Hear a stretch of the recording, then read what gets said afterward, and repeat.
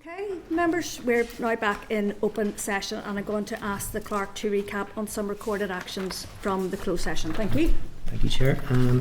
Just a few items coming out of that. Firstly, to record Mr. Brett's statement in relation to how he believes that no one in the room heard the comments that were made on the audio of the recording from last week, and also agreed that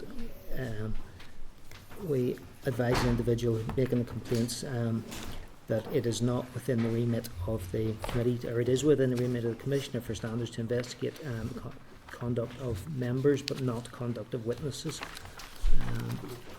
Also, members agreed that I can't really hear you, Trevor. Sorry, Trevor. Sorry. Members agreed to respond to individuals advising that any member who has contravened the Members' Code of Conduct, they should write to the Commissioner for Standards if they have an issue on that. Also, that we write to Mr. Poots inviting him to provide a written statement for the committee's consideration in relation to what was said last week, and also that the committee formally notes Mr. Poots' correspondence and any written statement that he may wish to provide. Members agree that going forward we will advise as part of the chairperson's brief when CANSARD should conclude the recording of evidence sessions.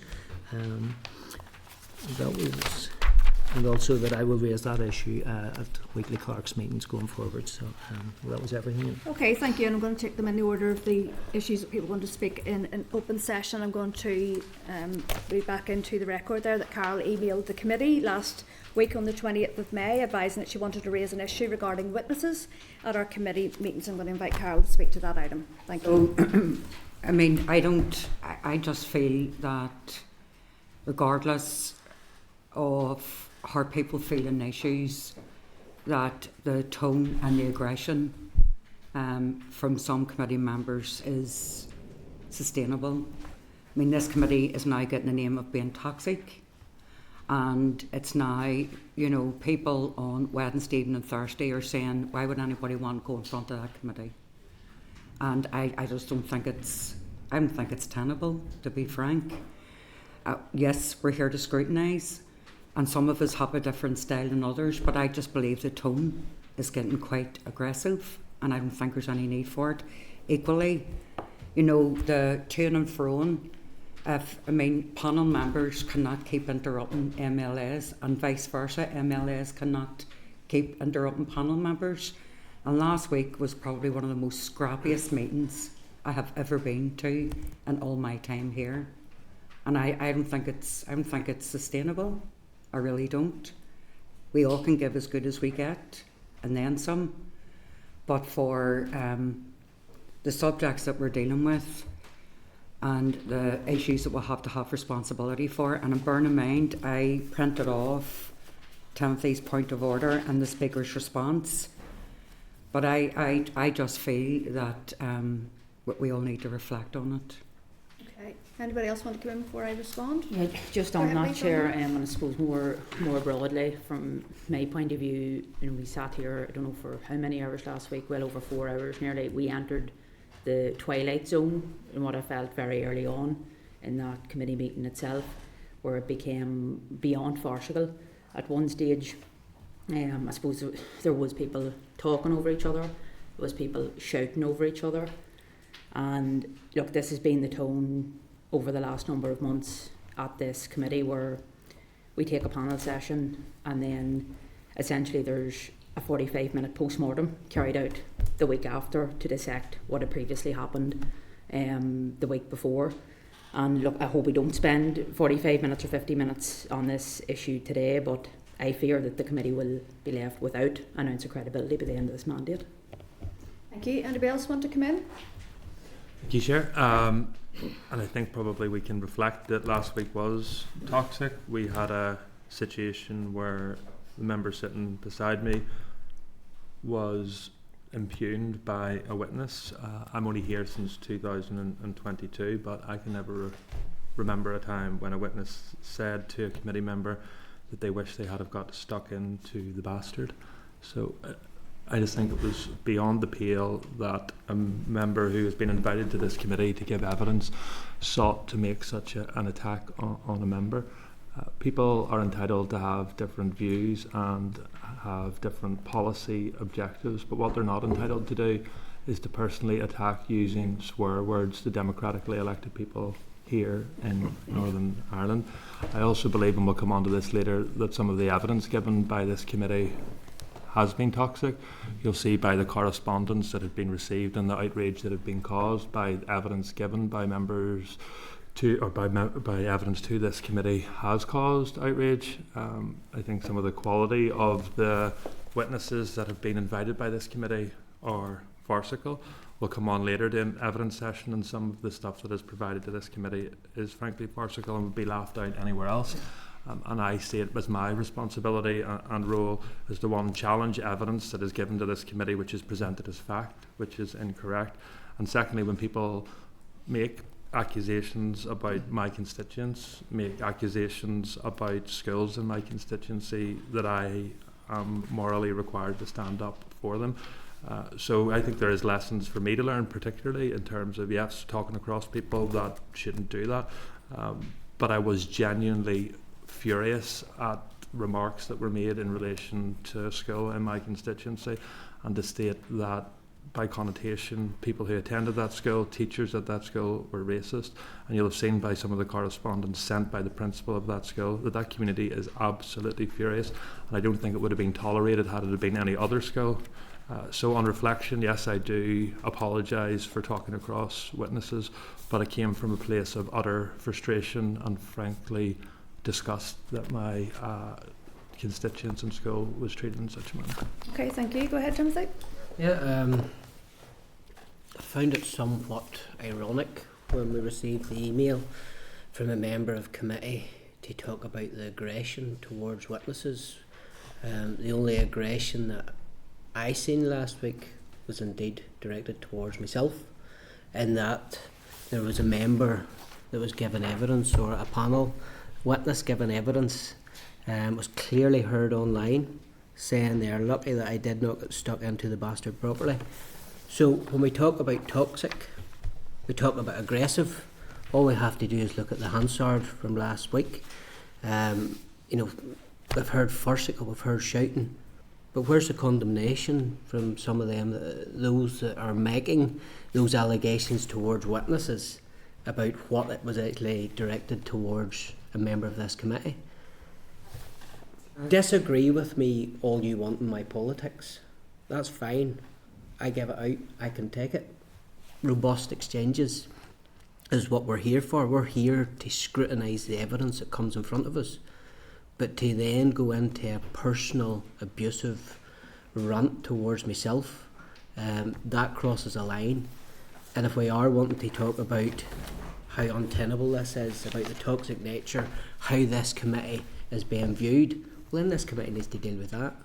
And I think that's why we're having the conversation. Let's see what this committee is going to do about it. Because indeed, and we will discuss this more as we move through, but we had two highly political panels that came in front of this committee last week.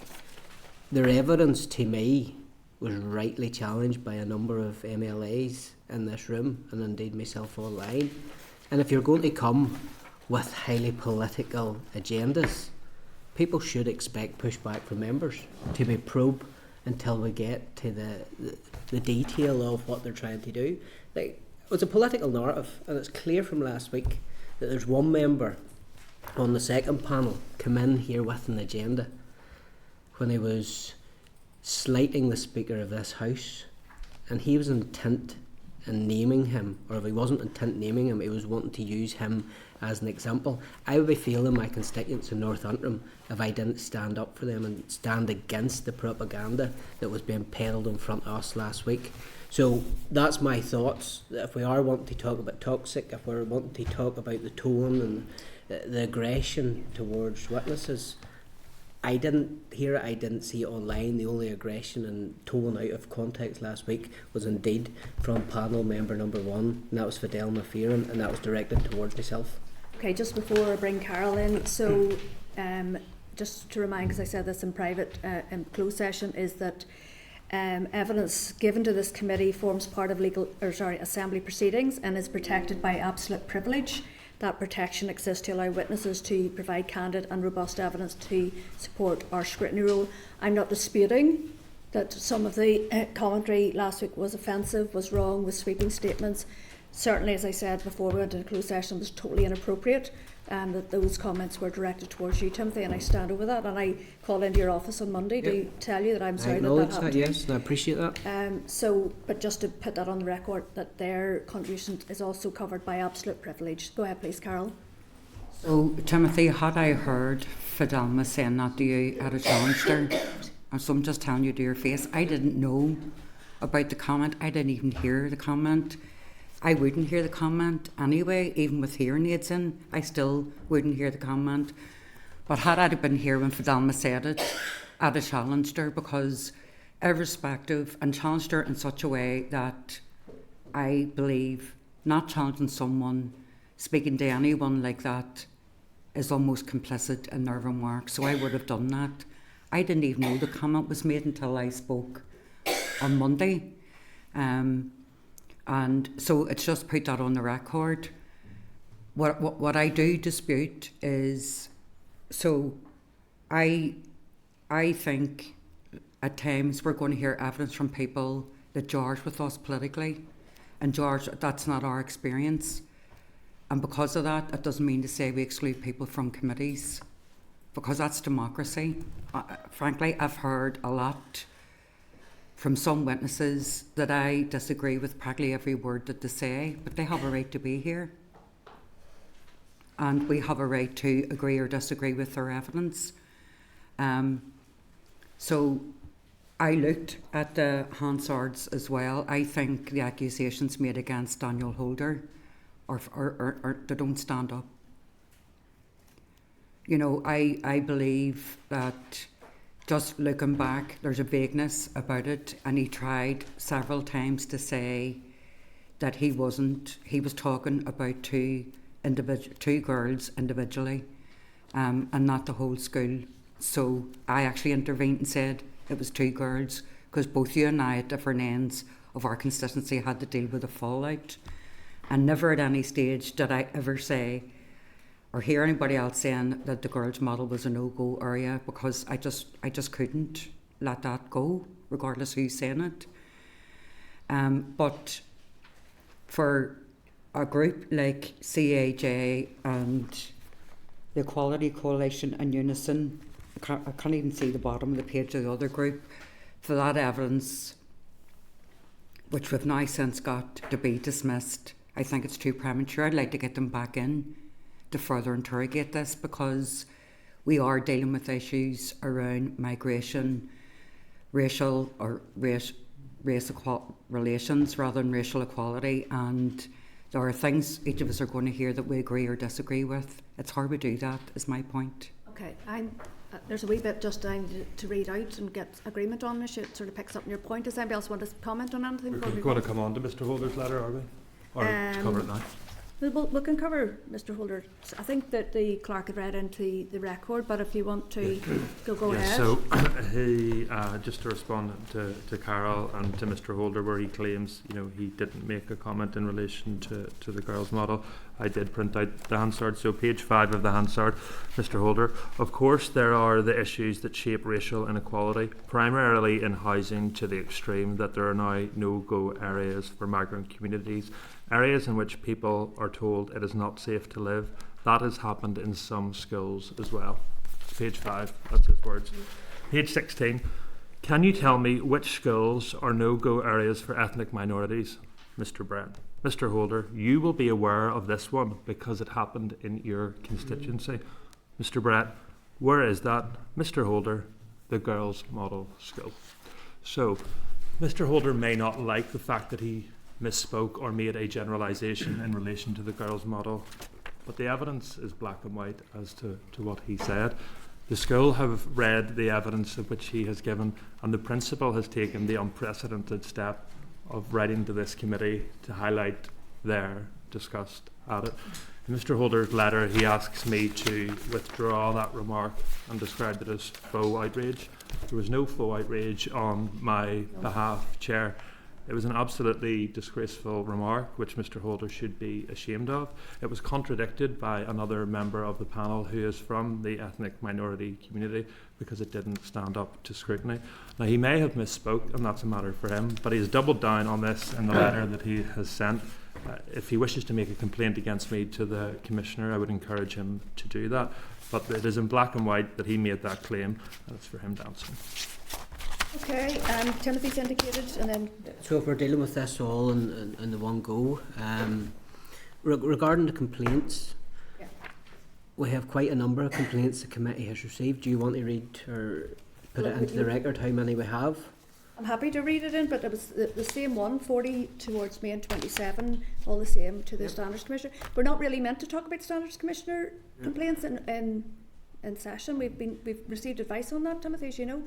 Well, it's a case of, in my short term here, I have never come across as many complaints that have come into the committee on the back of an evidence session, and that shows you the level of anger that this has created in the way that I was spoken to in this committee, because I was raising concerns on behalf of people of North Antrim and indeed wider Northern Ireland. And I have to say, Chair, that your conduct in all of this, when I did try to come in and challenge, so the facts are I get less time questioning panel one than anybody else, and when I did come in to try and challenge some of the narrative, you turned round and said, okay, you have said that, and I am sure that the newsletter will pick it up tomorrow. Timothy, well done. That's condescending towards me, Chair. Well, I found some of your remarks highly inappropriate. But at the same time, you're meant to be impartial. Whether you No, like this is a political appointment as a chair. Well, You can whether finish and then you I'll come in like- and explain it. whether you like some of the questions or some of the facts that I presented last week is irrelevant. I look at you as the chair of this committee. You're presiding over the business of this committee, and to turn around and be condescending towards myself and snidey that I'm sure the newsletter will pick it up, I thought was bang out of order. And then when I did want to challenge what Fidelma was continuing to say, because I could hear it clearly through, so once she made her inappropriate statement referring to me as a bastard, I did say, if you want to carry this on, and I pointed out to her that I could hear every word through the microphone. She turned around and said, I am glad that you can. And then you essentially shut that down. As far as I was concerned, I'd already said twice, I am closing this session. And you both kept going back and forth. Yeah, and I said to both of you, and so let me just speak to that issue about the newsletter. So you talked about integration without assimilation being invasion. Right, so that was. I asked, was that did she deem that You, racist? so this is from a Republican governor talking about no-go Muslim zones in Louisiana. Okay, I find that highly inflammatory, insightful, and then you talked about drug dens, you talked about prostitution houses. That's a And are you lived saying that these experience in did- Ballymena. That's a lived experience in Are Ballymena. you saying that these didn't exist before the Roma community arrived in Ballymena? They You have said- in you other said- areas. you They said- have in other areas, but in Clonavon, when the Roma community came into Ballymena, they were the ones that set these up in Ballymena.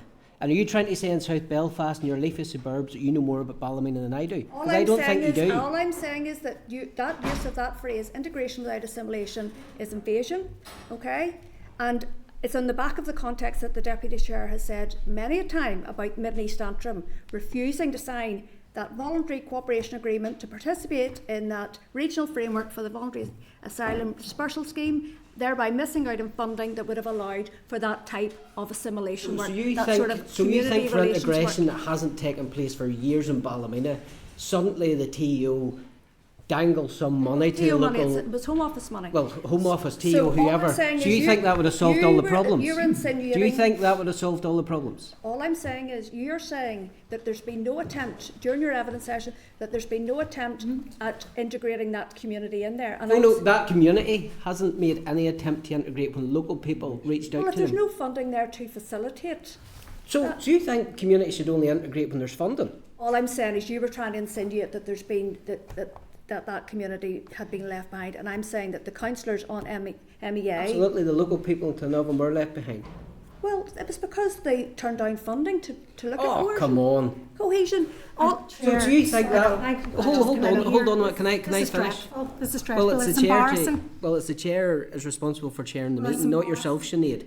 all And I'm saying- I have a was just right to addressing- challenge what Paula has said. She has a right to challenge me. I have a right to challenge her, and on that basis, so I firmly refute that gave you justification to limit my time. I didn't limit your You time. did. I was the one Because with you've the gone least. well off topic.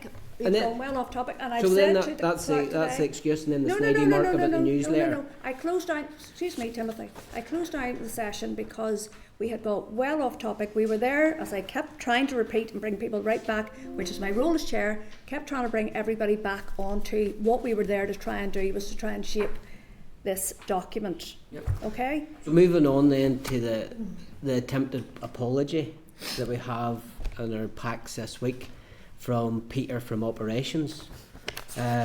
Is not even Fidelma herself. I contacted the newsletter. Hold on a second, I need to read this into the record, please. Just give us a Read, second. read it in full, please. I'm going to read the brief that the committee team have given me, Timothy. We're just going to follow procedure here. So, just to advise that the Hansard records from last week's session can be found on pages 10 to 48 of the table pack. Ethnic Minority Support Armagh has also contacted the committee following the session and has submitted an apology, which can be found on pages 7 to 8 of the table pack.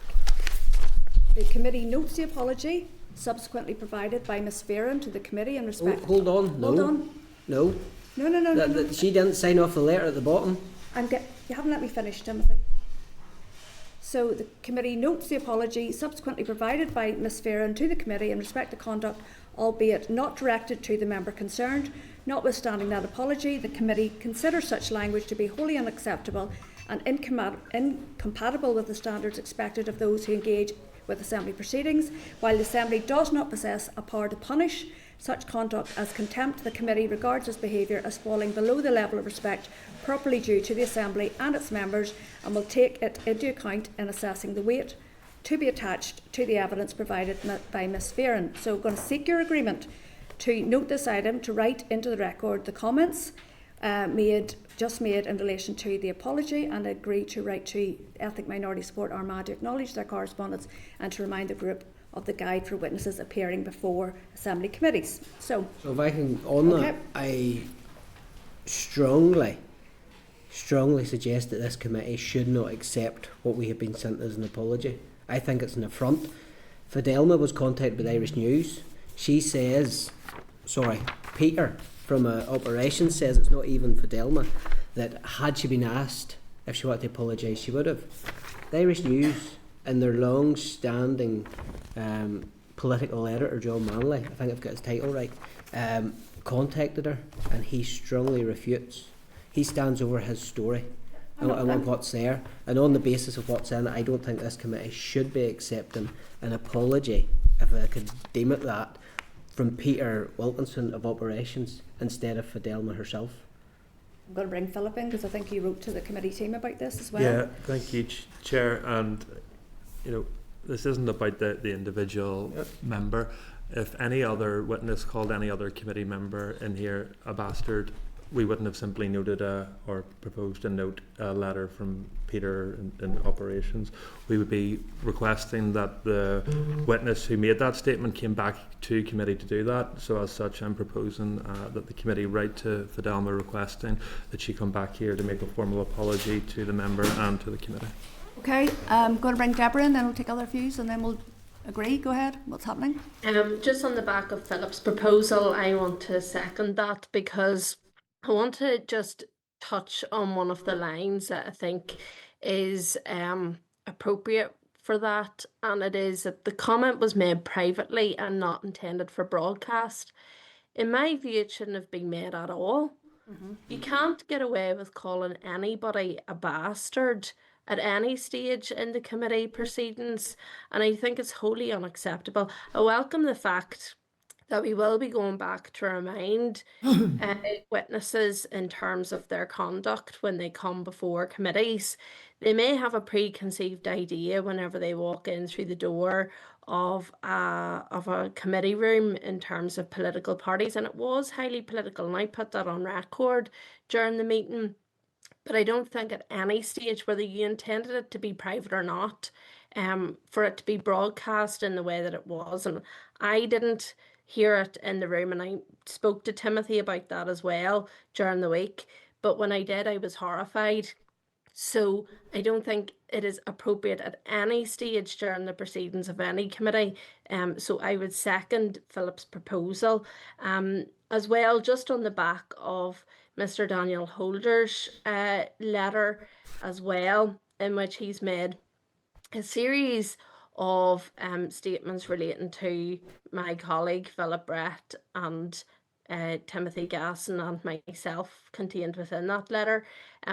Edwin, the Speaker of the House, has responded. I mean, that's unprecedented. I've never seen that before, given the level of evidence that was provided and the out of context nature of which Edwin's comment was taken out of context within the meeting. So I do think that Daniel as well needs to reflect on some of the language that he had during the committee. I don't see very much apology in relation to that. Another point I want to make is, and as I said, I put this on record. My colleague during the meeting put this on record as well.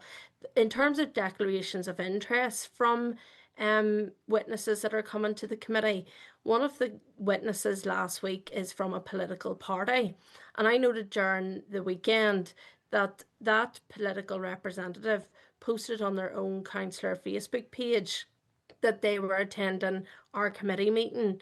They didn't differentiate in terms of what position they were taking when they were coming to the committee meeting, and then proceeded in the committee meeting to make very highly political pleas during the meeting. So I think that also needs to be reflected whenever we are going back to members. And I would ask and propose to the committee that we also write to that individual as well to put that on record, because I don't think that that's acceptable.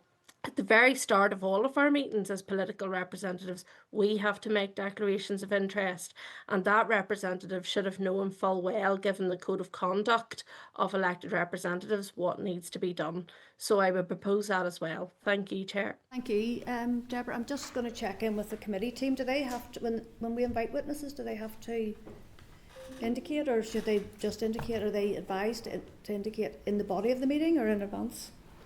When members agree to invite a witness, Yeah. we write to them. They have to advise us that they're going to attend on the particular date, and if they aren't, they should advise us why they're not attending. Okay. And we will bring it back to the committee. But it's more about whether or not they have a declaration of interest to make. Can we check that out? I don't believe it's asked. But we Okay, can I check. believe it's that. Okay, thanks. So we've got two proposals then. Does anybody else want to put any other ones? Go ahead. Yeah, one final comment from myself. If this happened in Westminster, it would be contempt of Parliament. The witness wouldn't enjoy the privilege that they receive once they abuse a member. And I have written, or on the back of what this meeting today, we'll be writing to the necessary committee that's something that we should explore to ensure, taking me out of it, but to ensure that if this happens again, that the witness should not enjoy the protections that privilege gives if they're going to become abusive to anybody on the panel. Looking back to how we led to the situation that was allowed to fester in Ballymena, it's this type of gaslighting has made communities that have been left behind feel that this place doesn't represent them. It's the gaslighting that we have heard both from the panel, the two panels last week, and indeed some of the comments today, that their legitimate concerns aren't being listened to, aren't being taken into consideration. And while I'm here, I will continue to raise their concerns in whatever form I've been given, and I will try to do it as I have in my tenure here in a professional way. But just because I disagree with some of the panels, nobody should be treated in the way that I was treated last week in this committee. Well, I would very much refute that I was trying to gaslight any community. I was telling you what I took exception with in terms of your contribution last week, and was in relation to that commentary. Okay, members, go ahead. I was going to move on, but go ahead. Apologies, just with regards to Timothy's comment, I think it would be valuable for the committee to seek some information from the standards clerk with regards to this matter.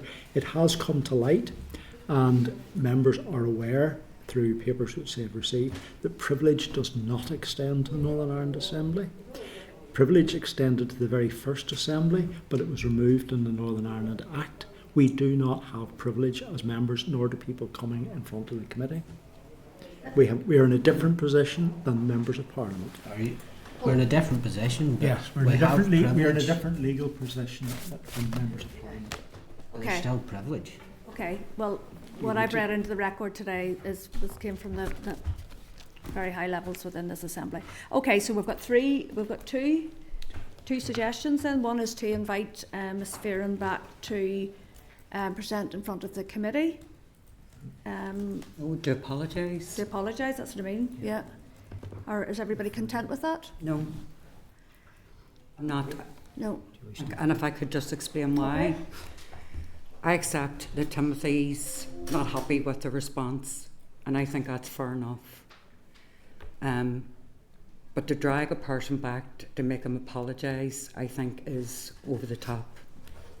So I would agree to write back and say that the committee's not happy with the response, but to drag a witness back to respond in person, I think is too much. It's not drag. It's Okay, just a that, wee that's second. Or, okay. you're using that language. No, it's fair not. enough. It's not drag a witness. Okay, back. well, to invite them back to apologise. There we go. Okay, so let me just Sharon, bring. can I come in there quickly? Oh, sorry, Claire, go ahead. Didn't see your hand. I think if you're inviting someone back to apologise, it's not really an apology.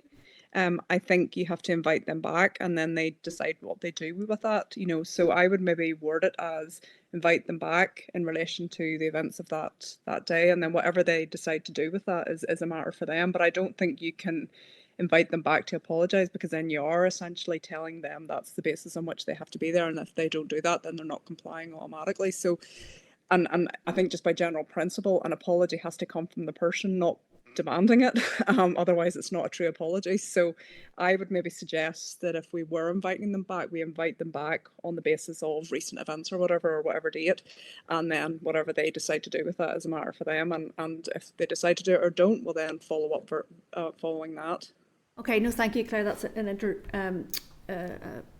an important interjection. I was actually just going to bring the clerk in, because I think that there is some technicalities around that, because we can invite people back, but what they say when they come is another matter. Do you want to maybe speak to that? Well, certainly Please. a witness has the right to answer or refuse to answer a question from a member, and so what they say is within their gift. So I suppose you can't technically force them to apologise, but you can certainly ask them questions, and you know, But wasn't there also then the issue we were discussing, Clark, around even if we went down the Article 44, Section 44, and compelled them to come back, then we would have to supply them with. yes, you need to advise them in advance as to what they're going to be asked, and they only have to deal with the issues that they've been advised that they're being called to deal with. So again, they could refuse to answer any other questions outside of what they've been told. Okay, any other thoughts on that? Philip, do you want to reflect on that, or do you still think we should? I think we've taken up enough of the committee's time with that. I think with my proposal I'm going to keep, and if the committee don't decide to do that, they don't decide to do that. Including Deborah's. Okay, so you're voting. So we would need to put it to a vote then. So Read a go ahead, question please, on the Clark. record. Can I ask, is Claire's suggestion that she has put Third in way? is another way, Yes. and should members want to vote on that, it's another opportunity. I'd be very much in the same frame of mind as Claire. You can't force anybody to apologise. You can only invite them back and ask them on their reflections of the day. I wasn't here last week, so I feel as if I can't even really make too much commentary around it. But and I would absolutely like to say now to Timothy, I mean, that was unacceptable, and nobody deserves those type of comments, and I don't condone them at all. But I'm talking about the process now of dealing with this, and I think the process of dealing with this is not inviting someone back and demanding an apology. It's not how grown-up politics actually works either. That's not the way we resolve issues. We can't force it. We can, diplomatically agree solutions, and I think we don't do that very much in this committee. And we don't look for solutions. We kind of grind down on things, and it's very, very unfortunate. Well, to me that sounds like the more sensible one, and I do take Timothy's. Sorry, just a wee second, because I want to bring Timothy into this. I do think that maybe there was more in the session that we could have got out, but we were very rushed last week. We were after 6 o'clock last week, Sinead. We're over 4 hours in this room, so it was a very packed meeting, and the first were 2 panels, so we didn't maybe get. So I wonder, would the solution then be to invite that organisation back? And in that time then, as I'd said to you, Timothy, because you just kept back and forth, I said, take it offline, but this is an opportunity for us to maybe continue that, allow that conversation to continue. Would you be content with that? There's a proposal on the floor. I think that's the way we should proceed. Proposal to invite her back to apologise? It's the mind of the committee. What way the committee wants to take me out of it, because it's personally against me. I'm interested that what the committee wants to do to show its teeth that this won't happen again. Okay. Deborah, did you have your hand up there for a second? Take it back down again. Yeah, just very quickly. I mean, we have witnesses, we've quite a lot of witnesses that come to different committees. I do think if this was one of ourselves that had said this, or this was a minister or one thing or another, we would be compelling those people to come back to the committee and formally apologise. So I just want to put that on the record as well, that if it was anybody else, we would be asking them to come back and formally apologise to the person that comment was made to. Okay, so I suppose so I would be in favour of inviting her back. Again, I'm not sure whether we can tell somebody what they have to say when they come. Okay, well, we're inviting them back to give them the opportunity to apologise. Yes. Are people content? And we can maybe... Is that part of a panel for further information, or for a one issue? And we can allow that conversation then to continue, because it was curtailed last week because there's so much other business to get through. Are we content with that? No. Oh, no? Okay. I think that there is a second suggestion of inviting them back to reflect or address or something like that, rather than you just can't compel anybody to come back here and apologise. I think that's where we'd gone. I think that's where we'd invite gone. them back to give her the opportunity to apologise. Whether she takes it or not is a matter for her. Well, even giving her the opportunity, you're suggesting that's what she's back for. It is what she's back But for. I've no there could interest in be- listening to anything else she has to say until she apologises to Timothy. And that's why I said no, because it's either an apology or it's not. Yeah. And I think, sorry, Chair, through It's yourself, okay. I just think that I accept Timothy has a right. I wouldn't be happy with the letter either. Okay, I'm just putting that on the record. But to invite someone back to atone for what they said or not could even turn out, I just feel the person, despite being inappropriate and they shouldn't have said what they said, I don't feel it's the right format to do that in. I think writing back to say that the committee does not accept Peter's responsibility on behalf of Fidelma. Yep. So. And we need to put this in context, that this is a group in receipt of thousands of pounds of public money. And to come in here and treat this committee with the contempt that they did. But if you don't do anything about it, what's to stop the next panel, the next group of it? Okay. Witnesses that they don't like some of the questions they've asked, regardless of what side it comes from or regardless who it originates from. Okay. Just to treat us with the same contempt as we All witnessed right, I'm last conscious week. it's 2:50 with Yeah. 4 items to get through. Okay, so I would be more content with Sinead's suggestion. I think it's probably Claire's as well, to bring back to look at that subject matter again, and then what that witness chooses to say or takes the opportunity would be up to her, as opposed to inviting her back on the pretense, because I don't think she'll do that. First of all, I think the invitation would be refused, and then I think we could go down to section 44, and then we are get way off topic in terms of what we as a committee are meant to be doing in the last 10 months of this mandate. So as I just stated, Chair, unless she does come with the opportunity to afford the opportunity to apologise, like, I honestly have no interest in hearing from her, and I don't think that if another organisation came here and called another member of this committee a bastard, we would simply say, here, let's have them back to talk more about what they were meant to be talked about, but instead of talking about what they were meant to be talking about, they just swore at a committee member. So no, that's... Chair, can I have a go again first? Go ahead. I'm trying to think, is there a middle ground here? Maybe we bring her back solely to talk about the events, and then what she chooses to talk about in relation to that, then we will get the height of it. So I'm just thinking, like, in other circumstances, you know, and situations, I don't think you ever force someone to apologise. It really is a matter for them. Otherwise, it's not an apology. It's a tick box. Informative. You know, so I think maybe to kind of find a middle ground here, that we bring her back to talk about the comment and what she chooses to talk about, and Okay. Okay, I think that's it. We invite her back, and then we'll decide what happens off the back of that. Do you want to put it to recorded vote? Yeah, I do. Okay. So clerk, read it in the record there, please. We put the question that this committee invites the witness to attend a meeting of the committee to reflect on the comments made on 27th May. Yeah. And we can expand on that. So, People raise their hand if they're content with that approach. so Okay, so that's, sorry, everybody apart from Anya and Carol. Proposal for that's clear. Okay, and the second proposal was from Deborah, please, and that was in relation, sorry, go ahead. Just make a comment in relation to that, because she was invited along in her capacity as a representative of the organisation and not as a councillor, then she isn't obliged to declare an interest in committee. But we can certainly note for the record that the point was made by yourself. Okay. It would be good practice, but Okay, yes. Okay. Right, that's still not off Chair's business yet. So we've got 3.1, Annika, sorry, are we content to move on? Sure. Okay.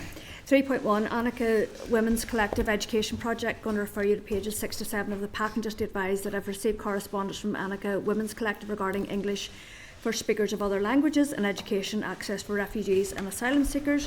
And following their engagement with the Department for the Economy, it has been suggested to the collective that TEO may be best positioned to support the funding and cross-departmental coordination of such a programme. Are we content to forward this correspondence to the Executive Office? Great. Okay, members, draft minutes. So just to advise that these are found on pages 9 to 18 of your pack and relate to our meeting of the 27th of May. So if you're content, I'm going to go ahead and sign those. Okay. Right, matters arising, 5.1, Equality Commission for Northern Ireland. I'm going to refer you to pages 20 to 23 of your packet. Just to remind, at last week's meeting, the committee discussed how the for Women's Scotland versus Scottish Ministers proceedings in Northern Ireland remain ongoing. A hearing date has now been scheduled for the first 2 weeks of December this year before Mr Justice McAlinden.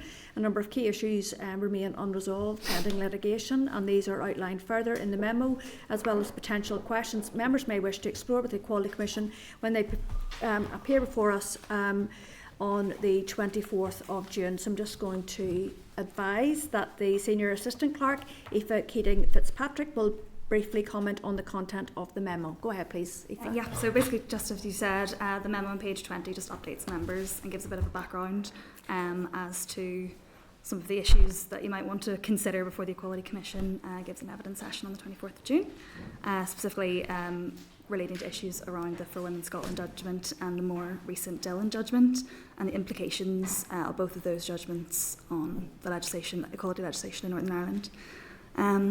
So as members will no doubt know, the Equality Commission sought judicial clarification on the implications of the For Women Scotland ruling for Northern Ireland, particularly in relation to Article 2 of the Windsor Framework. Those proceedings then were paused pending the Supreme Court's decision on Dillon, which was then delivered at the beginning of May. That decision appears to kind of narrowed but not removed the potential relevance of Article 2 to the issues before the Northern Ireland courts in relation to For Women Scotland. So, and yes, and just as Monday just gone past, there was a case management review and a hearing date has been set in December. Okay, thank you. Eva, go ahead, Carol. So if a hearing's been set, then we can't do the meeting with the Equality Commission? We can at this stage. We've taken legal advice. And we can can go ahead. It is the decision for the Equality Commission as to what questions they answer and how they answer the questions, but purely to avoid any conflict or sort of challenge in terms of what they're saying. But it can still go ahead and they can still answer questions of members. So can I ask then that we get legal advice on the potential questions that we're going to ask? Okay. If we could get potential questions drafted, because I want to be very, very clear on this. And there are some questions on the paper I that seen Ethan that. has included, but we'll run Yeah. it past our legal services to make sure they're content that they are issues that we can cover. Thank you. Okay, Timothy, did you want in? So on the back there for Women Scotland, the Equality Commission published advice.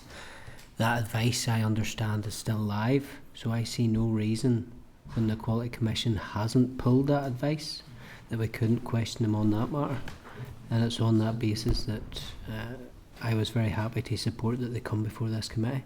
Essentially, they're responsible, they're in receipt of public money, and they need held accountable by somebody. Okay. Any other comments on that? No. Well, you'll be here for that session anyway, won't you, Aoife? Okay, thank you so Thank much you. for your paper.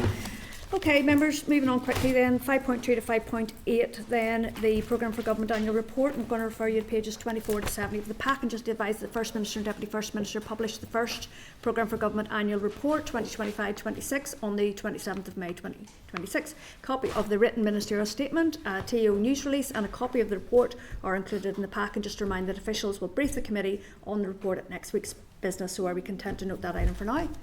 Go ahead. Sure, it's a separate issue though. It's just I asked for this committee to write to TEO on what the delay is in the race relations order. Has there been any response? Sorry, I've just checked with the assistant clerk there. There's been no response in terms of that. Okay, so can we ask that in advance Yeah. of this coming next week, please? Thank you. Thank you. Okay, 5.5, Committee for the Administration of Justice report. So I'm going to refer you to pages, says 24 to 70 here of the pack. So at last week's meeting, the Committee on the Administration of Justice, during their oral evidence session, referred to 2 reports that they had published: Mapping Far Right Activity Online in Northern Ireland Project Report, and Social Media and Racist Disorder in Ballymena and Beyond during summer 2025. So just asking you to note these items. Sure. Okay, go ahead. So can we have the authors of this report in front of the committee? So you're talking about, it's really the Equality Commission or the Equality Coalition? That's Daniel Holder and co. Yeah, It's on a different, it's on 2 reports that they've Yeah. published. Well, these were the 2 that he referred to. That Well, there was reference made and they were Yeah. sent on to, so I think it seems to be the Equality Commission and then Rabble-Coup, Unison and CAJ, so the 4 of them. Happy to support that. okay? The only point I would make, I think in his evidence session, he was about to produce another new report, a third one in relation to Newry. So we might want to wait until, he said it was imminently going to be ready for publication. So we might want to wait until that takes place. Suggestion. Yeah, if we could maybe check in then when that report is due to be published then. So I would certainly tie in with their evidence session, so I'd be happy if it's going to be a prolonged period of time before the 3rd report is published, that we bring them on the basis of the 2 we have in our pack. And just as a general comment, if somebody is coming to committee and going to refer to reports, it would have been helpful if we had these last week. Yeah. Okay. Agree. yeah, okay. So we're moving on then. We're going to have our first oral briefing on delegated legislation and shadow redress service for the Inquiry, Mother and Baby Institutions, Magdalen Laundries and Workhouses and Redress Scheme Bill. I'm going to invite the departmental officials to come forward, and I'm going to seek your agreement for Hansard to record their evidence session, and just to advise that Trevor will be required to excuse himself from the session due to potential conflict of interest, and that Fergal will clerk this session. Okay, thanks guys. Okay, members, going to refer you to pages 168 to 170 of your pack for the clerk's brief. Pages 171 to 214 for a copy of the bill as amended at consideration stage. Pages 59 to 71 of the table pack for a written briefing from TEO. Okay, so Welcome back to the meeting. So we've got Martin Carey, who's the Truth Recovery Programme Director, Francesca Murray, Inquiry Team, Elaine Allen, Redress Team, and Angela Stevens, who's the Secretary Designate for the Truth Recovery Redress Service at DOJ. Okay. Sorry, see before the evidence, can I open some windows? Yeah, there was a bit of noise there. Yeah, no, I get that, but it's very uncomfortable in this room. I know. Okay. Isn't it? Even Martin agrees. Thanks, Timothy. Okay, so welcome back. As I say, Martin, you want to go ahead and Yeah. a PowerPoint presentation Yeah, there? so thanks, Chair. So if it's okay, we've got 4 things we want to cover. So Angela is just going to speak a little bit about the redress service, a few minutes on that. I'll cover a bit on terms of delegated powers, and then we'll walk through some of the inquiry rules and redress. So it's probably about 10 minutes That's okay. for a presentation, if that sounds okay. So I'll hand over to Angela just to make some opening remarks on her work. Okay, welcome, Angela. Thank you very much. Good afternoon, Chair and committee members. I'm grateful for the opportunity to provide this update on the work we've been doing. Written update has been prepared, and I can ask that it be sent to the committee if that would be helpful, but I will focus on the key points. So the redress service will be established as a body corporate, and our role will be to receive, process and determine applications for a redress payment in accordance with the requirements set out in the bill once enacted. So the Justice Minister has confirmed that she's content in principle for her department to take on operational responsibility for the redress service, and this will be delivered through the courts and tribunal service. I'd like to assure the committee that we recognise the redress service is an important element of the wider Truth Recovery Programme, and we're committed to delivering the legislation in a way that treats victims and survivors with respect and sensitivity. Overall, we're making good progress, and I'm confident that, subject to the legislation being in place, we'll be ready to accept applications. In relation to staffing and accommodation, we currently have 5 staff in post, with a recruitment plan in place to bring further staff on board over the summer. I'm satisfied that we'll have necessary resources in place when the legislation is passed. At present, the team is located in the Headline building in Belfast City Centre until the end of this year, and work is underway to secure longer-term accommodation. But I would like to highlight the engagement we're having with support organisations and victims and survivors. I was very keen to engage directly with victims and survivors ahead of the scheme opening. I attended my first meeting with the Consultation Forum in November, and since then both I and the Deputy Secretary have continued to attend forum meetings. We've also met with adoptees, birth mothers and children. This engagement has been extremely valuable. It's provided an opportunity for victims and survivors to meet some of the people who will be involved in handling their applications and to hear how the process will work. Applications will be accepted by the redress service both in hard copy and electronically through an online portal. Through the engagement I've just mentioned, we have shared drafts of our application forms and guidance with support organisations and with victims and survivors, and we've received 115 feedback points. The majority of that feedback was concerned with language and layout, and we've accepted and amendments have been made to the forms and the guidance. The feedback that has not been taken forward broadly related to misunderstandings or queries that were clarified with no further action being required. So the application process has been designed to seek only the minimum information necessary to allow the service to process applications effectively. So we'll not be asking applicants to provide evidence of harm or personal experience. The online application portal is at an advanced stage. The system underwent an IT health check in March, and remedial work and subsequent retesting scheduled for completion by the end of this month. We intend to share updated versions of the application form and guidance with the support sector and victims and survivors soon, and we'll also be demonstrating the online portal, so how to make an application electronically. We've also been working closely with TEO, VSS, WAVE and Adopt NI to develop a model of support for applicants from the pre-application stage. These support organisations will be critical in supporting applicants to gather relevant information and to make an application. But it's also important to note that the redress service itself has an important role in supporting applicants, and our guidance will set out clearly what the eligibility criteria are, what information should be provided, how to submit applications, and what the process is. And if there are challenges with an application once received, we'll engage with the applicant to see if we can help where we can. I'd like to assure the committee that the service will focus on being efficient so that applications are progressed as promptly as possible, and as I say, engage with victims and survivors with respect and sensitivity. Thank you. Thank you.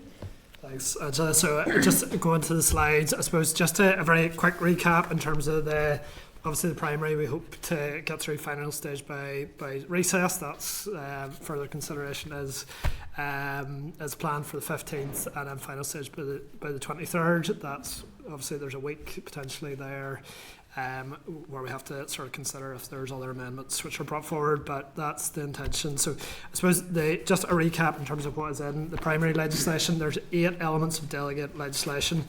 2 of the key aspects to that is around the inquiry rules, which Francesca will walk through, and then Elaine will walk through the redress regulations. So we've just got the 2 colour codes on screen there. So I'll hand over to Francesca. Okay. Oh, sorry, one last thing on the process. So that this will obviously, over the summer, we'll have an opportunity to, I suppose, share around and consult on regulations, and that'll go through an assembly process. So we'll be back in September time to talk through, obviously, SL1, SL5 processes around that as well. So that's just the sort of overview, and I'll hand over to Francesca now on the inquiry. Okay, go ahead. Thanks, Martin. The rules supporting the bill will be rooted and informed by the Inquiries Act 2006. Or inquiry rules, apologies. The purpose of the rules would be to set out the procedural and operational systems that will support the bill itself. It's estimated there'll be around 25 to 30 rules in total, with 6 main themes as on screen. The inquiry procedure rules will set out the methods by which information relating to the inquiry will be provided and received, and the procedures of handling documentation and material when it's received.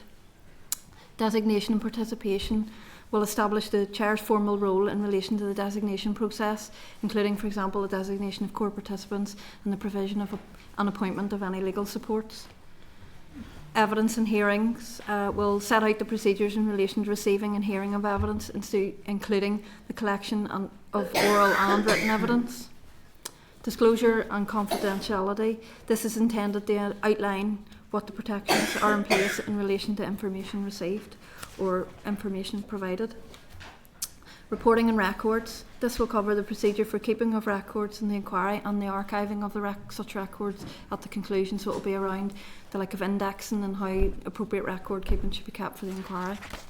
And finally, costs and awards, which sets out the rules and process of making awards and how they are assessed and will be paid to whomever the bill is submitted from.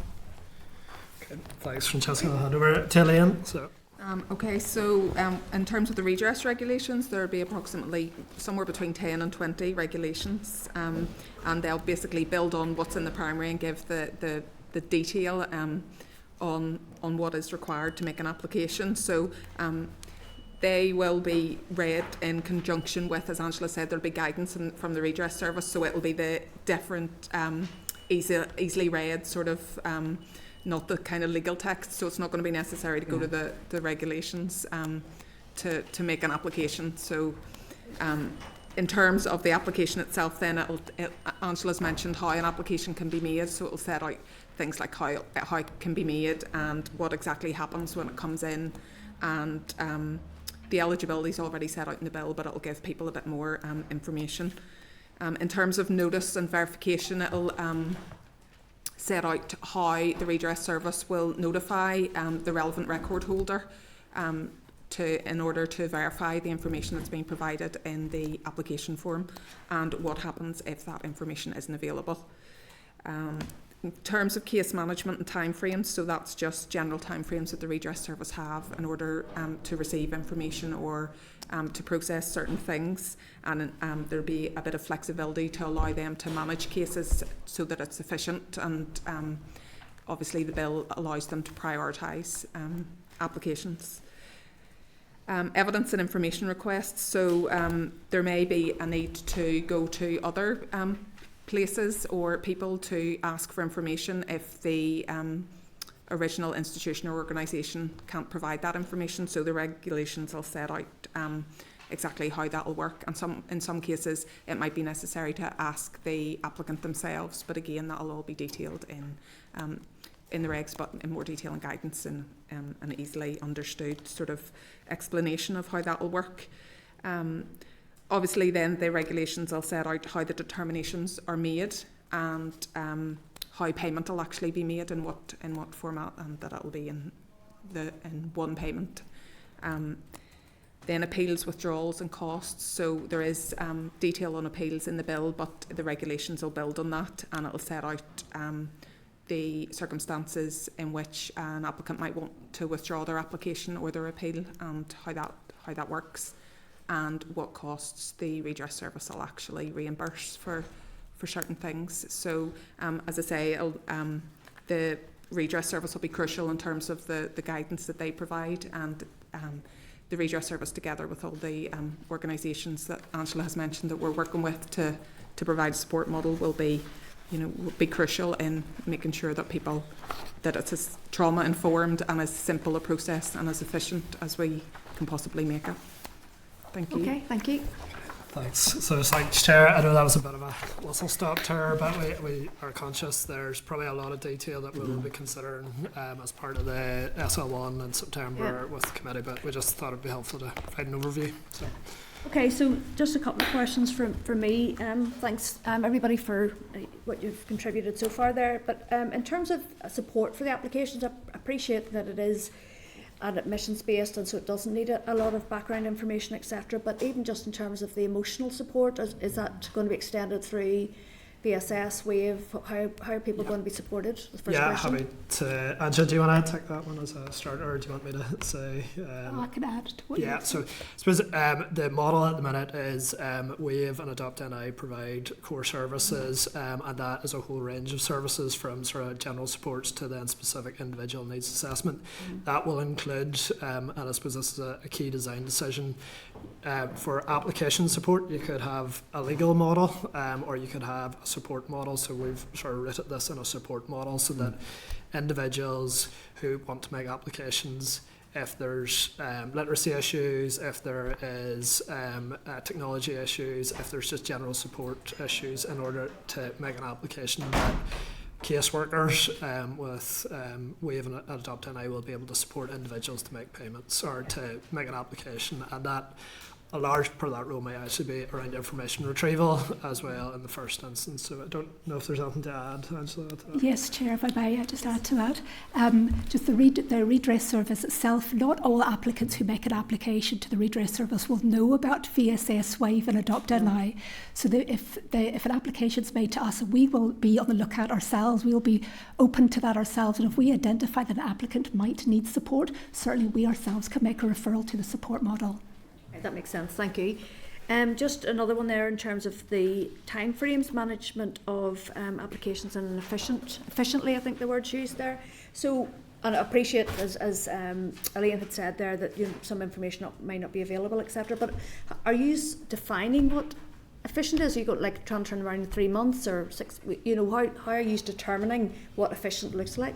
Yeah, so I'll provide the first response, and Elaine can come in. But I suppose in terms of the regs, one of the things that there'll be set time periods for certain stages, so for certain information requests. So those will be in statute. They will be in secondary legislation. I suppose in terms of a target time frame, the way the primary legislation is developed is trying to be, and Angela can speak to this, is as simple a process in terms of admission with the least amount of information required. Yeah. So we would like this to be, and I suppose there's maybe a change from in the first 6 months, you might have a large volume of people coming into the process, so it might take a bit longer, but as we get into the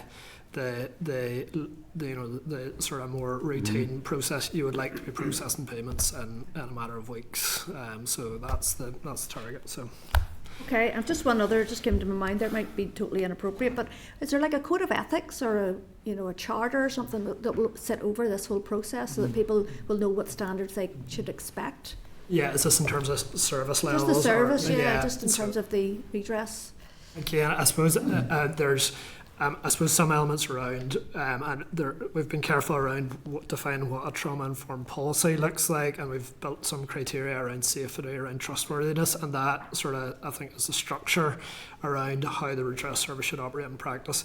But there are safeguards around basically support, but also appeals, and also trying to make sure that applicants are as a supported model rather than just I suppose some of the feedback from other redress services is that there has been it's felt like a very legalistic process rather than a human process, and I suppose that's what Angela and her team have been trying to build into the model. No, I appreciate that. It's just almost like a defining document that you would say, look, there's what you can expect from this service.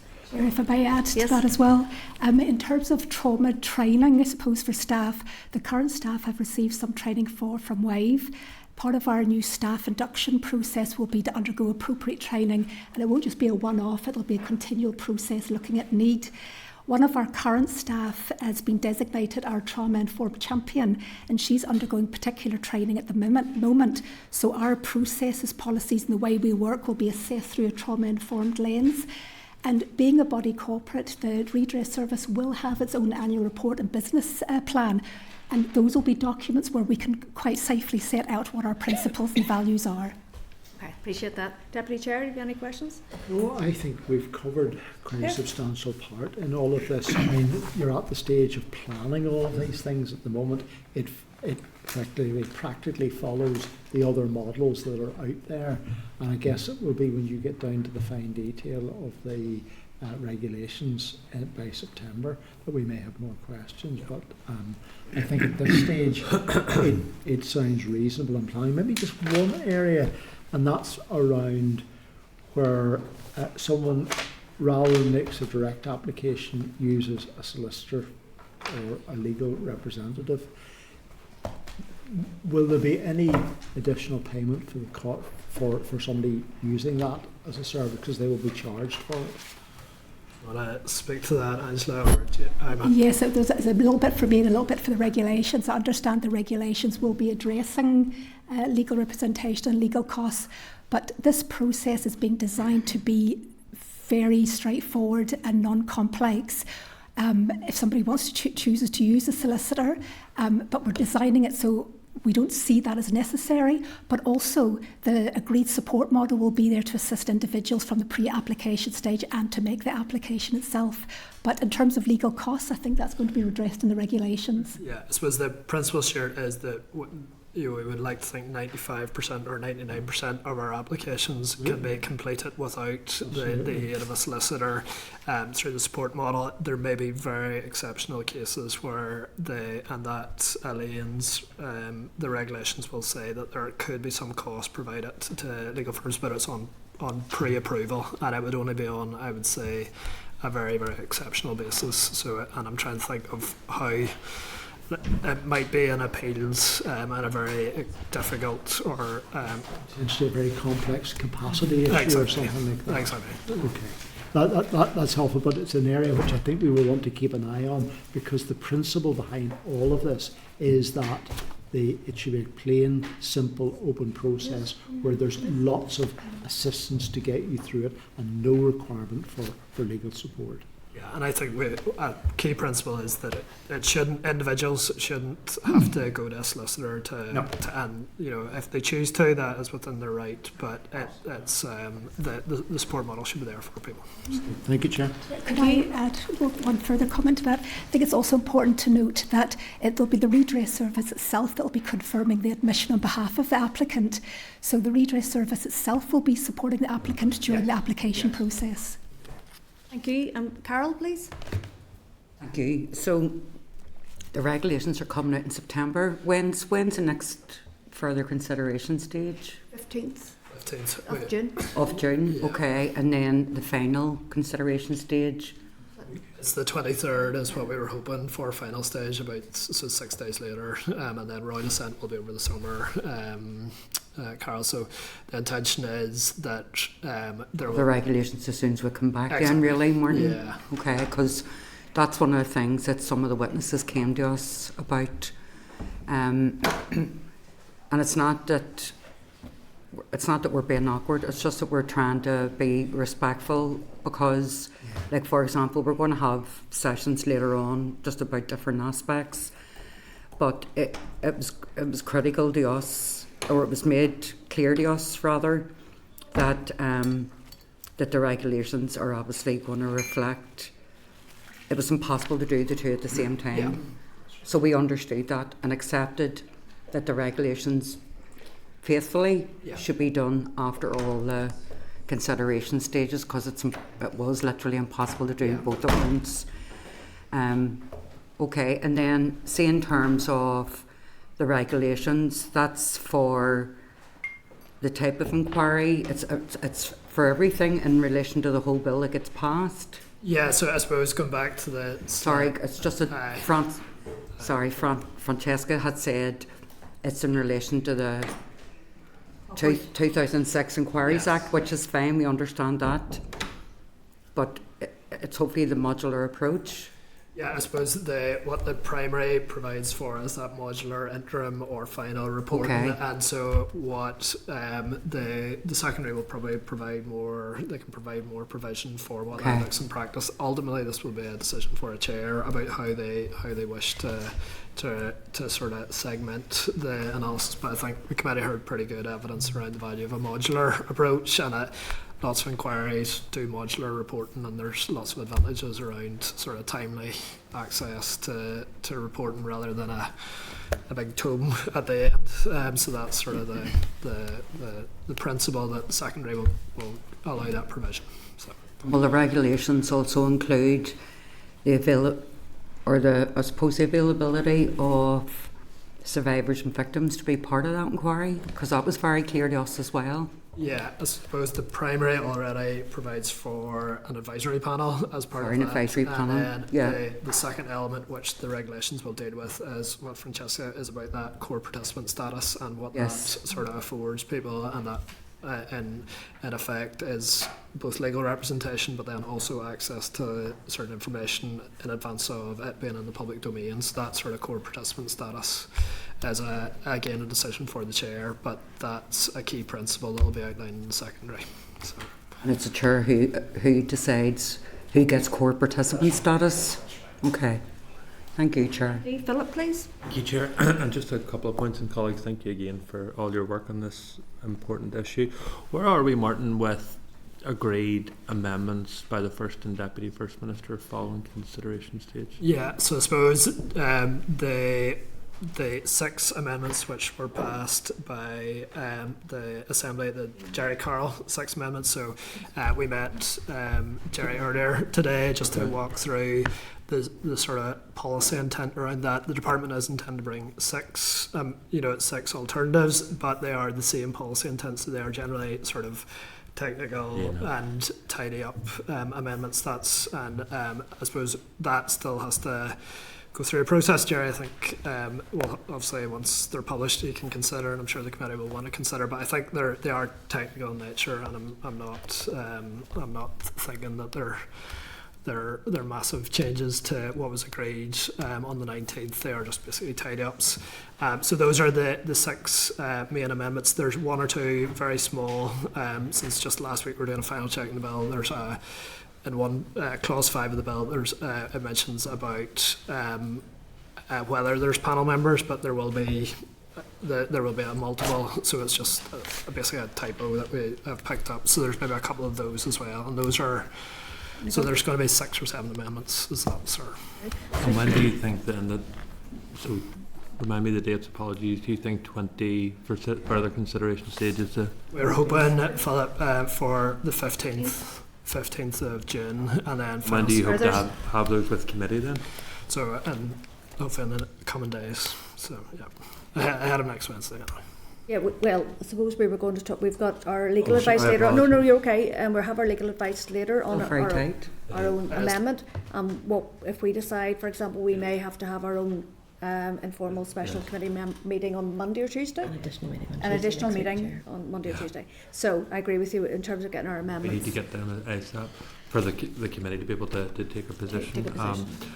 I had raised, Martin, one of the issues in relation to Jerry's amendment, and that was around publishing information that, I can't remember the amendment now, but my concern was that, for example, if a survivor didn't want to come forward, that under Jerry's wording, not intentional, but my reading of it, maybe incorrectly, was that even if, for example, a survivor didn't want to come, their details would be put into the public domain. Yeah, and that's one that we've walked through, Philip, just in terms of a drafting perspective, and I think we've got revised. So basically, I think, and we're content that that was effectively the parsed compel. Yes. What it would mean in practice is that if an inquiry chair provided a notice to an individual and it wasn't the information wasn't provided, that they absolutely had to report that. So I think there's just a couple of legal principles. Frankly, if there's a court proceedings that are ongoing at a point, if the information related to a specific thing, like whistleblowing or information about a specific survivor, that there's some safeguards or some discretion for the inquiry chair. So I think we're confident that the draft that we have still meets the original intent, which is effectively to name and shame individuals who or organisations who haven't complied, but that there is some safeguards for those cases. And then these regulations are obviously subject to draft affirmative procedure. The inquiry rules, I think, are negative, and I think the redress are negative as well. The other two are positive. Some of them were amended. Draft affirmative or amendments. The redress or draft affirmative. Yeah. So, okay. Yeah. And then finally, you probably can't put this in regulation, but I would encourage you just to listen to some of the testimony that this committee and members have made previously in relation to the application process for the Victims Pension Scheme. Yeah. Because Carol and I and others have been on the record as saying that process was meant to be simple and straightforward, but it was the very opposite of it, and it was re-traumatising and really difficult for applicants. So you probably can't put that in regulation, but I just think that learning needs to be made from that on that process. But that's me, Chair. Thank you. Thank you. Go ahead, please. Thank you, Chair. Can I just make a point on that, Philip? That the scheme, as you know, is going to be designed to be more efficient and less complex. We won't be holding a lot of complex information and evidence and statements on behalf of individuals. It will be as little information as possible. So possibly, unlike other schemes, we won't be holding additional material or evidence or complex material. Thank you, Chair. Okay, thank you. Timothy, please. Yeah, starting off, thank you very much for the work you've done on this. You've been at committee quite a number of times. Sat outside the door for hours waiting on us finishing all our business, so that is very much appreciated. I suppose my concerns were what's in the regulations, and until we get to that point, who knows what they're going to contain. But I do hope that those drafting the regulations, writing the regulations, have been paying close attention to the committee. In light of the Speaker's comments yesterday, I think it was yesterday in the chamber, he gave an explanation on the posthumous date. Has there been any discussion, and I'm sure there's things you can say and can't say within First Minister, Deputy First Minister, between the two, of reflecting on the committee's opinion, and is divided, and the sense of shock that it wasn't selected? Has there been any discussion between First Minister and Deputy First Minister of potentially bringing forward their own amendment to include a different date?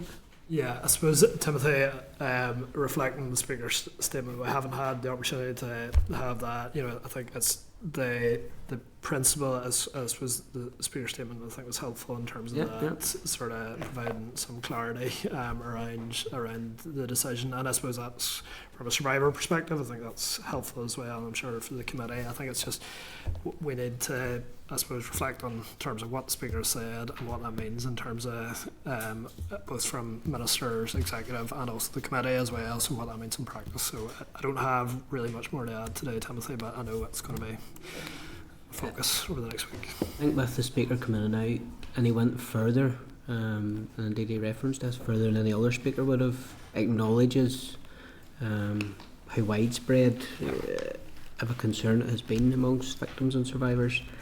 So I thank them for that, for coming out and putting that in the public record. But it just would be good to know within the next week if there is any movement within the First Minister, Deputy First Minister within their office, because ultimately that would potentially impact what the committee may or may not do. So that would be helpful. You mentioned the date of the 15th. That's obviously dependent on the Justice Bill getting through, which may push it back, and which it would share others' concerns that very tight time frame to get this finished by the end of or before recess. Yeah, I mean, I suppose, Timothy, what I think we're happy. We appreciate the 15th is tight, particularly in light of the Speaker's statement yesterday. So I think the question is that if it went back a week, would that provide us enough space to get to final stage by the 30th? I suppose I'm just being completely honest here. I think it's vital that we get to final stage before the end of June. That's the trade-off there. That I don't think we want to miss our slot, if that makes sense, between now and the end of June. So I think those are discussions probably that have to be had over the next few days. Was there a commitment there by Friday's pack? We'll have the revised amendments. We'll try our best in terms of That's the 6th. That's the 6th. Yeah, I think in terms of the 6th, I think that's something we can. Would you be in a position at that stage to advise if there's any additional conversations going on in the background regarding the posthumous date? Yeah, I'll try my best. That's all I asked. Okay. Thank you. Shadia, please. Okay, it's really on the back of what Timothy was saying as well, and I do appreciate the Speaker's statement yesterday, but he certainly was of a mind that amendments at this stage, significant amendments at this stage, would be best placed by the Executive Office, by the First and Deputy First Minister. That was the direction. Now, I don't think it was you can't do it, but it would be fair to come from that direction. So it's really imperative that we know what is happening very, very quickly, because we don't want to miss any deadlines, and you have a lot of work to do during the summer as well, once we get to this final stage, in order for us to be ready for the SL1s and 5s, etc. in September. So we are on the clock and we're on a countdown, so it's really important that we know that, because we have ideas within the committee ourselves in terms of that posthumous date. And it would be good if we were all in one mind. Yeah, I understand. Okay, thank you. So just, go ahead. I think just and follow that through again. I think my interpretation of why the Speaker intervened was to give a real genuine opportunity to the Executive Office to consider this issue. And that's why you're being asked today, because the further intent of that is to say, if they are not going to do something or reach an agreement on something, then that would be a trigger for the Speaker to say, well, I may wish then to consider other amendments, but you're in first place to consider an amendment. And we must respect that from the Speaker. That's not my interpretation of it. So the Speaker said it's preferable that the amendments come from ministers. But at the same time, I would prefer us simultaneously to prepare our own amendments, because we, frankly, may not get the word in time, and I don't want anybody waiting the clock down on this. So that was my interpretation, Stuart. And the other thing is that the Justice Bill, I imagine, will go on another day. So at least another day. So because we just about, we didn't even get through Group 2 properly. I know. Right, I'm just going to move this on a wee bit, if you don't mind. So I'm going to read, for those people who have talked about what the Speaker said, I'm just going to read out the relevant part, and then I'm going to put a suggestion. So it would therefore be preferable for any attempt to address the concerns of victims and survivors in relation to the posthumous date to be taken forward in a ministerial amendment from the Executive Office. This is a matter for ministers to consider. I'm sure that the committee will be active in engaging them to do so. It is also right that the committee, and indeed any other members, should continue to engage with the department on the details and technicalities of any further amendments. So I'm going to propose members that we would then, off the back of this meeting, obviously we've got Stephen and we've got the legal advice coming up later, but I think an action would be that we would put in writing our request to be able to engage. It's fine, we raised it with you last week, and your team last week, Martin, and we're raising it again today, but I think formally we need to raise it with the Executive Office. So yes, agreed. I'm really conscious of time, members. Is there anything else you'd like to raise, Martin? No, I suppose it's just, I mean, obviously, when the Executive Office have that, that also as part of an executive process. I appreciate that, and that's why we need to move at pace. Okay. Thank you very much. Thanks, everybody. Thanks very much. Okay, members, so I'm just going to put that then formally to you then, that we would write to the Executive Office to ask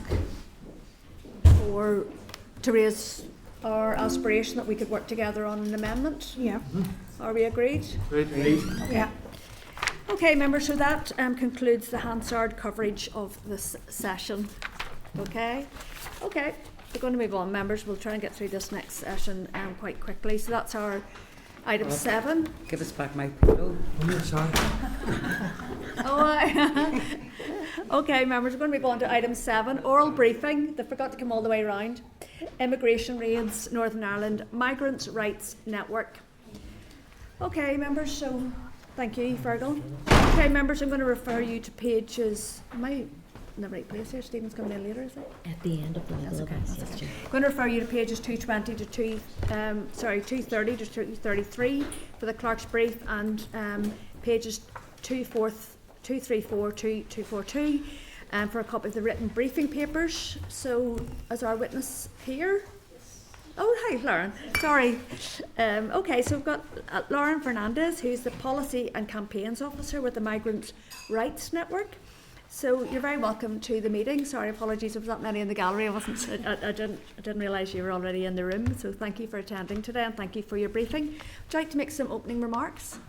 Yes, so first of all, just introducing the Migrants' Rights Network. We're a UK charity that stands in solidarity with migrants in their fights for rights and justice. This work we've been doing on immigration raids is related to our work around the Hostel Office more broadly, which examines the racialised impact on migrants of migration legislation. And Belfast, as you will be aware from the materials I sent, has been continually a hotspot for immigration raids, far outpacing any other area of the UK. So given these statistics and the unique position of the North of Ireland, Northern Ireland, as a result of the common travel area, we've been doing a lot of work engaging in communities who are affected by these. So just running back through some of the key points around this. Belfast accounted for 60.9% of immigration raids recorded in the north of Ireland, Northern Ireland, between January 2022 and May 2025. And this was massively concentrated in BT3 around Belfast Harbour, including the city airport as well. And 90.5% of recorded immigration raids in the region come under Operation Goal, which is a joint exercise between the UK and the Republic of Ireland. Our particular concern within that as well was also the use of counter-terror powers, which have been used around, Schedule 7, for example, has been used 977 times between 2019 and 2023, but there's not been a single conviction under it. The vast majority of raids we see recorded in the north of Ireland or Northern Ireland target east-to-west travel with Britain, whereas general awareness around it seems to be on north-south travel, but those seem to happen on the Republic side of the border. And as you may have seen in the second half of 2025, the UK government increased immigration raids focused on quote-unquote illegal working, with a specific focus on the region. And so arrests increased by 76%, raids increased by 76% and arrests by 169%. Now, our key concerns around this are around how the operation of immigration enforcement in the north of Ireland, Northern Ireland, creates a state of exception in the region, because it's governed completely differently to the rest of the UK in this regard, which is also apparent when British and Irish citizens are stopped under Schedule 7 powers while trying to exercise their common travel area rights. And so that's, in the words of a lot of community groups, this has turned the region to one big border or hard border area. And so Operation Go, under which most raids occur in the region, it works in a slightly different way to operations in Britain. It's supposed to rely on voluntary and consenting cooperation, but there's a massive element of coercion in the way that raids occur at all. So there's been extensive criticism from organisations and community groups of the racial profiling involved in the policing of the common travel area, where racialised people, including British and Irish citizens, are disproportionately questioned. CAJ has a lot more work on this as well. As in the rest of the UK, these raids are meant to be intelligence-led, but this often ends up looking like racial profiling and intimidation into compliance. So when speaking to community members, they've really spoken about the operation of immigration raids in tandem with racist mobilisations and intimidation, which is very significant, and we don't see the same thing in Britain. So immigration raids are taking place in a context of increasing incidents of racist violence, which language from politicians at all levels has been really legitimising to some extent. And that appears to then be indistinguishable to some extent from members of the communities, that is raids and acts of racist violence. And this is also a context in which immigration enforcement is supposed to take into account when considering an immigration raid in a location, but that doesn't seem to be what's happening here, given how raids are occurring. Another particular thing to note from the community has been the unclear role of the PSNI and distrust of them from migrant communities. So through our work, the negative association with the police takes on a specific angle in the north of Ireland, Northern Ireland, compared to Britain. People have reported racist attacks from people affiliated with royalist paramilitary groups or wearing military-style clothing. And so concerns have been raised on several levels here. One, the inaction from the PSNI in race-related attacks. Two, the historic and real or perceived ongoing relationship between the PSNI and some loyalist paramilitary groups. And three, loyalist paramilitary figures dressed in a manner which leads migrant community members to believe they are part of the police, military or other official government force. We've also seen this in the Republic of Ireland, where members of the far right have impersonated immigration enforcement, the equivalent force there. And then finally, immigration detention is an issue here, where there are significant access to justice concerns around Larne House, short-term holding facility. Access to legal advice is one of those, as well as interpretation compared to Britain. So people don't really understanding what's happening to them, why they're being detained, and what rights they have. And then soon after, they can be taken to immigration detention in Britain, despite not having proper representation or understanding what's happening to them. And so we have some concerns around human rights here as well. So yeah, our key concerns around immigration raids are transparency and accountability, as well as people's human rights being upheld, including migrants' human rights, all of which seems to create a completely different environment in the north of Ireland or Northern Ireland compared to Britain.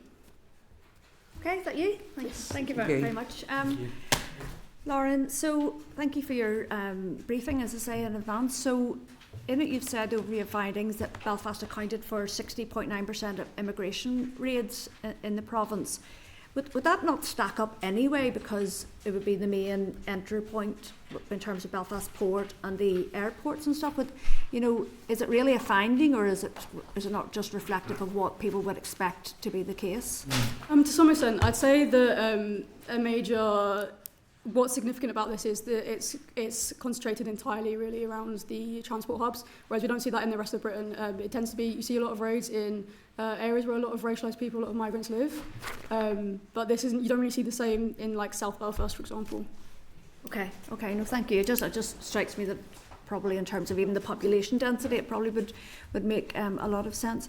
So in terms of, there's another point there in terms of a few findings, and that was around the government's increased raids focused on illegal working. I suppose I just wonder if you could talk to that a little bit more, because obviously, I represent South Belfast, and it's very apparent that it does happen, and I suppose it's really just the way in which people who, because of the very low level of money that we get as asylum seekers, that many people would feel that, because of no recourse to public funds, etc., that they've no other option than to illegally work, for example. So I'm just wondering what support you feel that they should be given, so that they shouldn't be, working in the black or grey market. Yeah, of course. Well, I think what's become really clear for us, especially in the interactions we've had with immigration enforcement, is the fact that enforcement is prioritised over any kinds of support, first of all. And so this means that a lot of the way that raids seem to happen is kind of catching people out rather than offering support for understanding exploitation or trying to crack down on people who are exploiting, for example, sponsors. We've done work on the fact that the way the immigration system is currently set up, it penalises victims of exploitation by if you go to report it, then your right to work, your right to remain in the UK is completely taken away. So really, it's a structural issue, but I think more could be done around access to rights and understanding that. Okay, so just one last question in this area, and that was, so we as an Executive Office Committee, we would scrutinise the work of the Executive Office itself, and one of the key strategies would be the refugee integration strategy, and so it cuts a wee bit into what you've just mentioned there in terms of support for people to integrate and find work and education. So I'm just wondering, have you any commentary in terms of, we've had it for 1 year now, in terms of commentary, in terms of its effectiveness, in terms of dealing with the issues that refugee and asylum seekers are facing? Yeah, I mean, I'd say I'd have both, not ultra direct, but broadly commentary on that. And that's the fact that right now a lot of migrants in the North of Ireland are living in a state of fear. And so that's completely counter to any kind of integration strategy when people are scared of, racist attacks on the streets as well as immigration raids. And what heightens that is the fact that it's so indistinguishable the way things are happening. So we heard from immigration enforcement a year and a half ago, I think, that there'd be an increase in plainclothes operations, and that seems to be, from what members of the community have been saying, the primary mode of operation here in immigration raids. And so that really has created this environment of fear amongst people, where they're facing both attacks from the far right as well as attacks from immigration raids from the state, and that lack of distinction and the difficulty in which they have in distinguishing officials has been a major issue. Okay, and I suppose maybe that's the police PSNI culture here, in that not everybody is in uniform whenever they're out doing their investigations and stuff. I might come back to you, but I think that's for me for now. Go ahead, Deputy Chair, please. Have you any questions? Thank you. Yes, just the Chair's raised the issue with regards to potentially why Belfast is, I feel like, a hot spot for these sort of raids.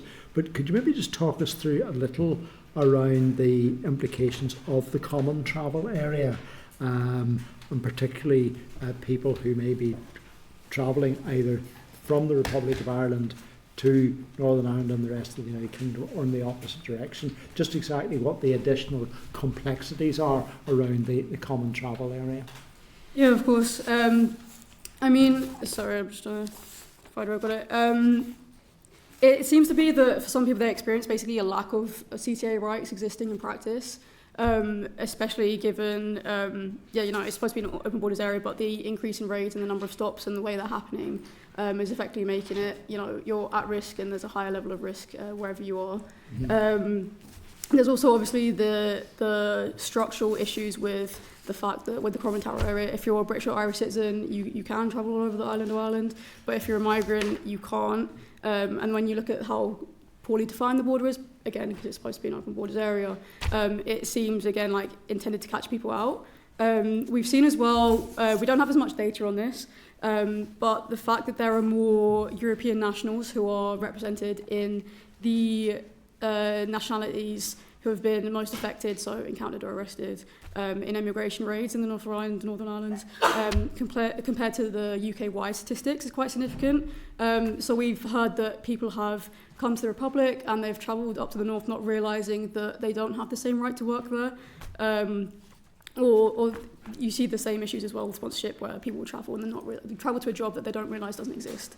And likewise with the fact that as EU nationals they'd be able to travel to the Republic and then coming up to the north not realising that they either don't have the right to enter or work as well. And perhaps the second area I'd like to explore with you is in relation to just exactly the consequences of someone being detained and what happens in that and how they're detained and indeed where they're detained in Northern Ireland, and the access to lawyers and access to an appeal system. Yeah, so Lawn House short-term holding facility, you can be held there for about a week. There is a visiting group and they go there once a week. But so the issue with that is that for people who have been detained and they haven't got any other access to legal support, for example, they could just go the entire time without seeing anyone who's letting them know what their rights are and how they can access legal information. Fundamentally, there is a problem in that there aren't enough immigration lawyers here. And I think there was also issues that I've heard from people who work here about the lack of training programs, specifically in immigration law. But yeah, fundamentally, I think the time period as well of just it being such a short space of time, that's really, if you've got a stretched small pool of immigration lawyers, it's going to be much harder to get in contact with people through that, as well as people just not knowing why they've been stopped if they've got issues with English language ability and stuff like that. Before being shipped over to usually Dungarvan in Scotland. And we've heard instances, again, I don't know if statistics on this, of people then being brought back because they've been wrongly detained and stuff like that, which is a major issue of justice. Just for the record, Chair, Lauren House is in the constituency of East Antrim, and I've made a number of requests to be able to visit that, and on each occasion I've been refused. Oh my goodness, okay. Okay, is that you done, Deputy Chair? I'm going to move to Deborah, please, online, please. Thank you, Chair. I've a couple of questions just relating to two sort of areas. First of all, what is your definition of immigration raids, and how does that compare to just normal border force type checks? Sorry, I'm just trying to find where I've got it written down. So we define immigration raids as all enforcement actions or operations taken by immigration enforcement or immigration compliance enforcement, as they're often called. This includes what people would traditionally think of as a raid, where ICE officers enter a person's home or workplace and arrest them, but it also encompasses public checks of immigration status, like at a checkpoint on the street outside a place of worship, a community hub or a transport hub. So the government data refers to these instances as encounters. So they talk about any instance where someone is questioned in order to ascertain their immigration status, which is in a more formal capacity, given that this is how they record all their data around it. So, sorry, could you repeat what you were contrasting it with?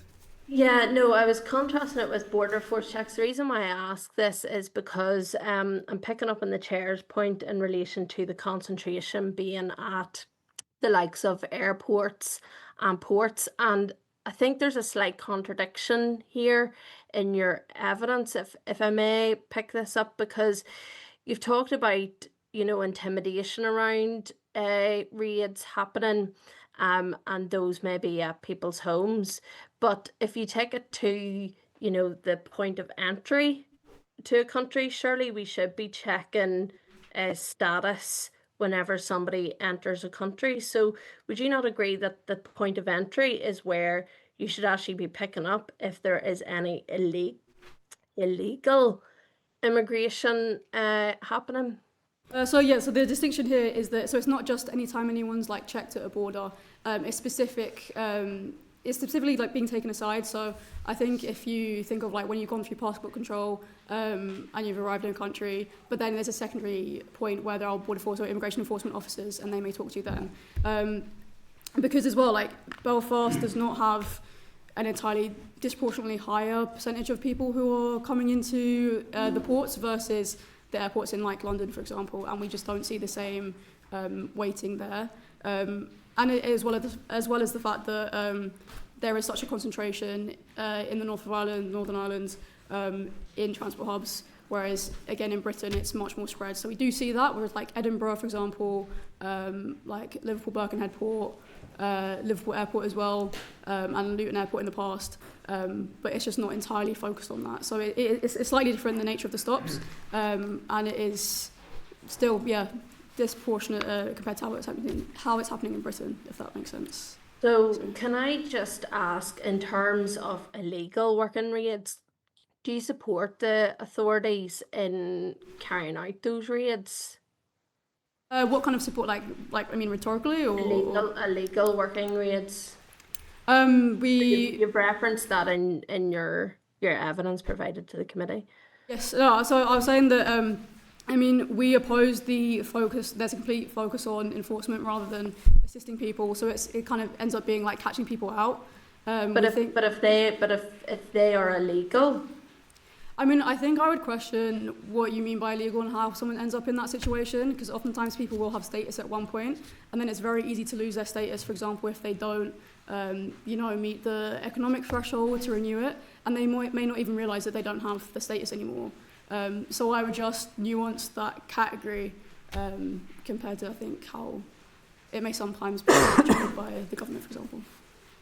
Okay, well, look, I'm going to move on to my second area of questioning. Has the Migrants' Rights Network ever engaged with the Chief Constable? No, not as such, not yet. Okay, My knowledge it's at just I would find it strange that you wouldn't, given the evidence that you've provided to the committee, where you've said that there is a historic and real or perceived ongoing relationship between the PSNI and some loyalist paramilitary groups. Can you expand on that? Why you think that, and why that hasn't been brought forward to the Chief Constable? I mean, I know that there will be groups here that have, as in the North of Ireland, Northern Ireland, who have spoken to this. Paramilitarism, that's not really our focus area, but that has come up from community groups as a significant point. So I don't want to go into too much detail on that, as that isn't specifically our area of work, but I think it has been significantly raised by community members enough to. Yeah, but I find it strange that it would be raised in evidence that would be brought forward to this committee.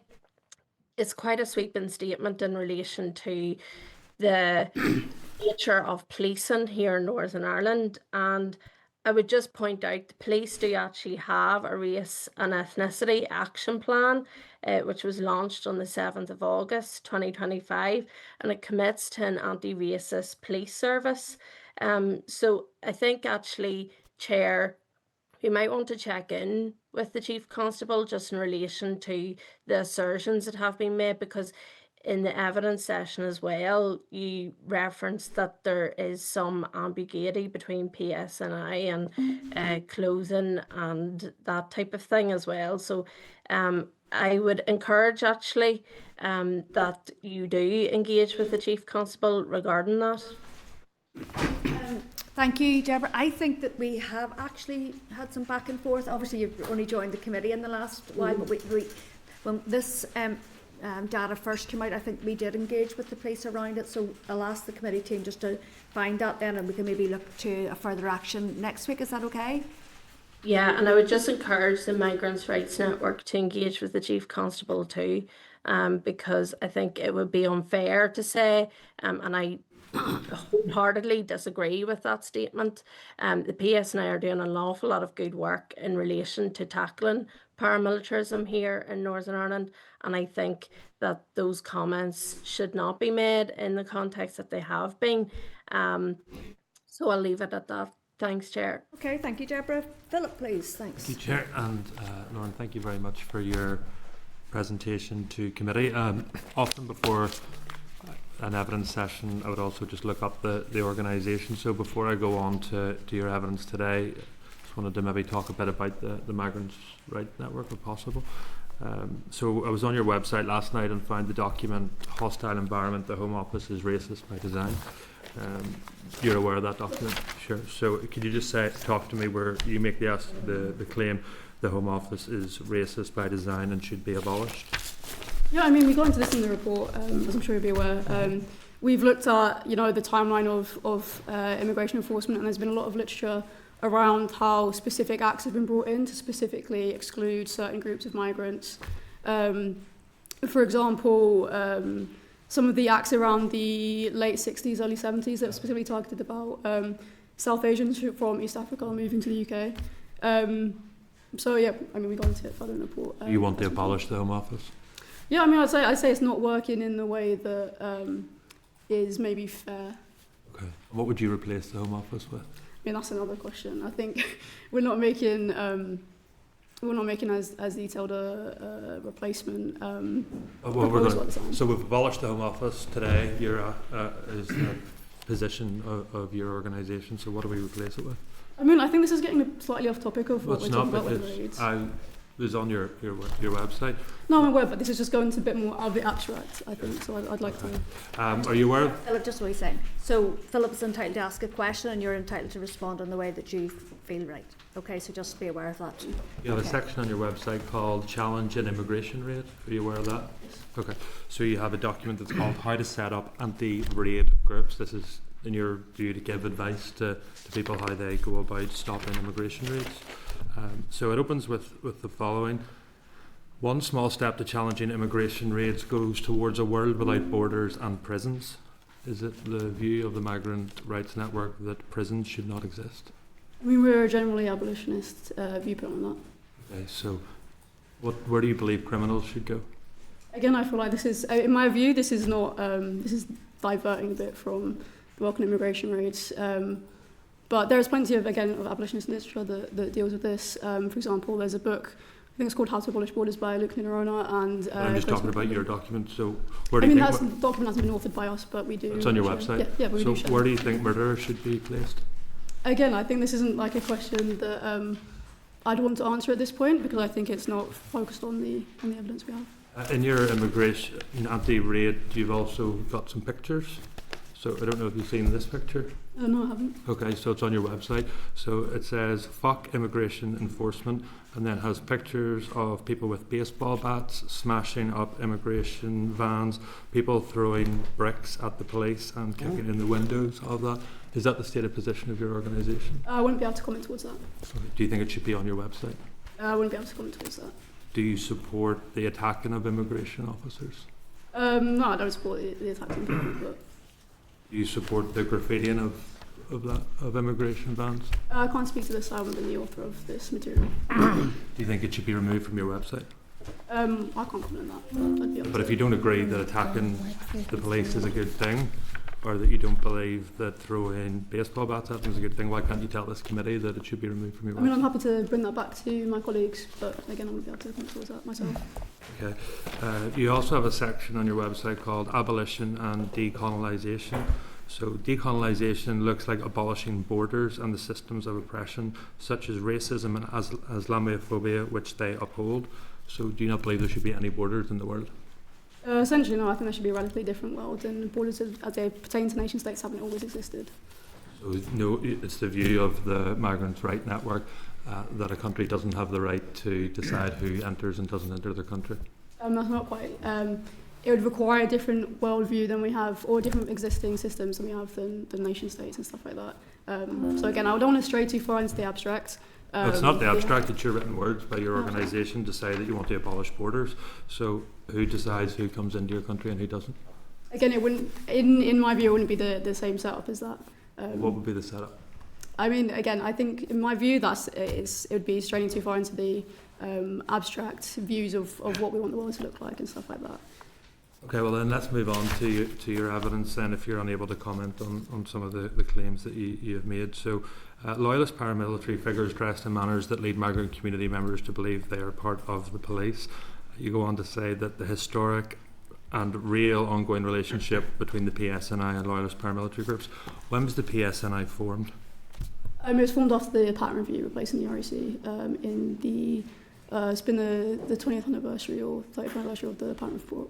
So tell me then, in that 25 years, which relationship between which loyalist paramilitary group does the PSNI have? I said real or perceived. I just want to be clear on that. I'm not saying that there are concrete links necessarily, but there's definitely a perception amongst people that is happening. You said the historic and real or perceived ongoing relationship between the PSNI and some loyalist paramilitary groups. So that's your evidence to this committee. So could you please tell me which loyalist paramilitary groups and what their relationship is?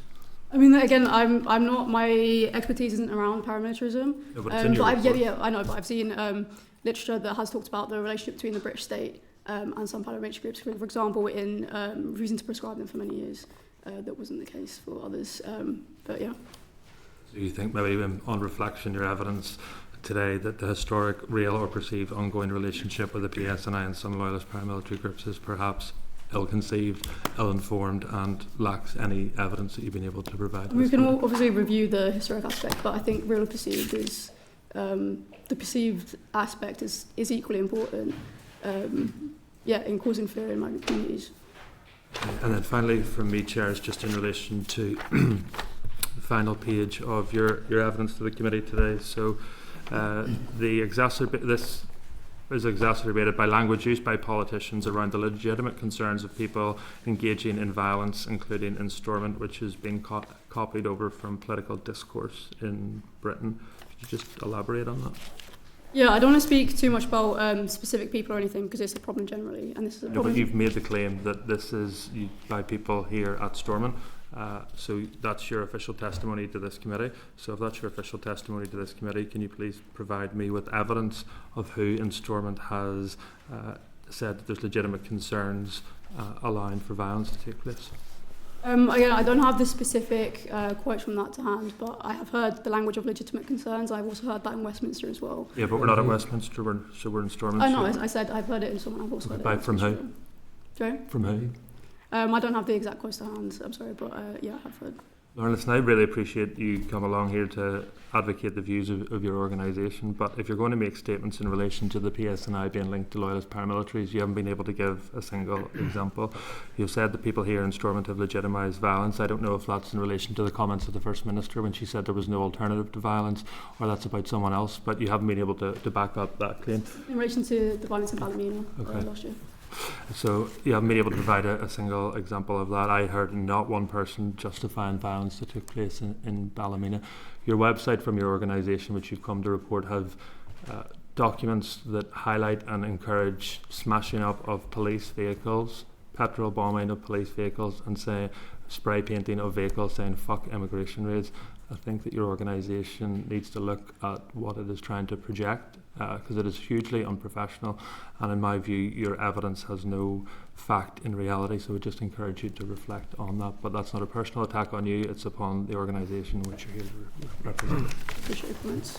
Okay, thank you. Timothy, please. Thanks, Chair. And Lauren, thanks for coming along to committee today. Very much disagree with what you presented, but fair play to you for coming along. And I suppose I want to start off by asking, are you the author of the evidence we have in front of us? Yes, partially at least. So everything that's in here you agree with, and everything that's in here you wrote? Everything I've written I have believed to be true. Yeah, so we define immigration raids as all enforcement actions or operations taken by immigration. So immigration raids, did you come up with that term? The term immigration raids? Yeah. No. You agree with the term immigration raids? To describe what, or the term generally? Well, it's your definition. Yeah. You've used it countless times in here. Yeah. You agree with the term that's used? Do I agree with the term immigration raids to describe these kind of acts? Yes. Is it not a case of the police just doing their job or the Home Office just doing their job? I mean, I think that's a question, but that is still what they are, even if it comes under, you know. That's not what they are. That's not a raid. Really? I mean, how would you define it then? The police doing their job, the Home Office doing their job. Respectfully, I don't really think that's a definition. So if somebody comes in here illegally, do you believe that nobody should check their status? In my view, it's quite a simplistic framework to think about also here legally. People have the vision of people coming here on small boats, but people have a right to claim asylum. People also lose status very easily. For example, if they've been exploited by a sponsoring employer and they report that, they can lose their status. Someone else may have filled out the application and they don't realise that they've lost status, stuff like that. So, I mean, I would just... Yeah, I'd problematise that framing. In the second half of 2025, the government increased raids focused on illegal working with a specific focus on Northern Ireland. Raids increased by 76% and arrests by 169%.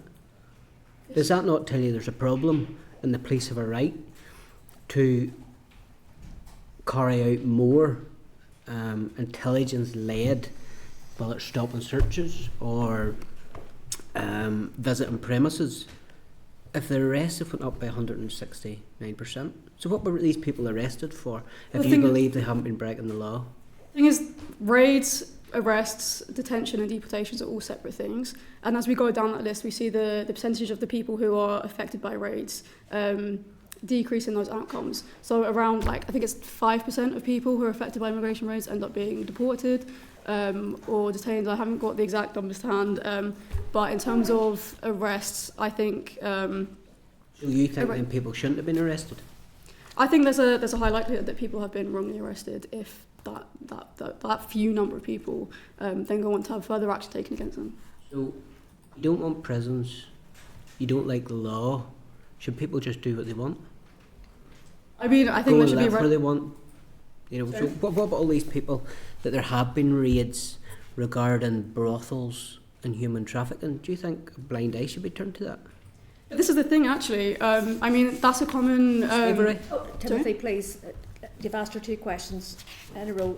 Please respond to that. I think there was a question before you didn't get finishing as well. Go ahead. Yes. So, I mean, exploitation is a point that comes up a lot. But actually, there's no data published on the referrals to the NRM, which is the National Referral Mechanism. So if someone is impacted by a raid and they're believed to be a victim of trafficking or anything like that, they should be referred to the NRM. But the fact that we aren't seeing those figures suggests that that's not really the fundamental thing that raids are.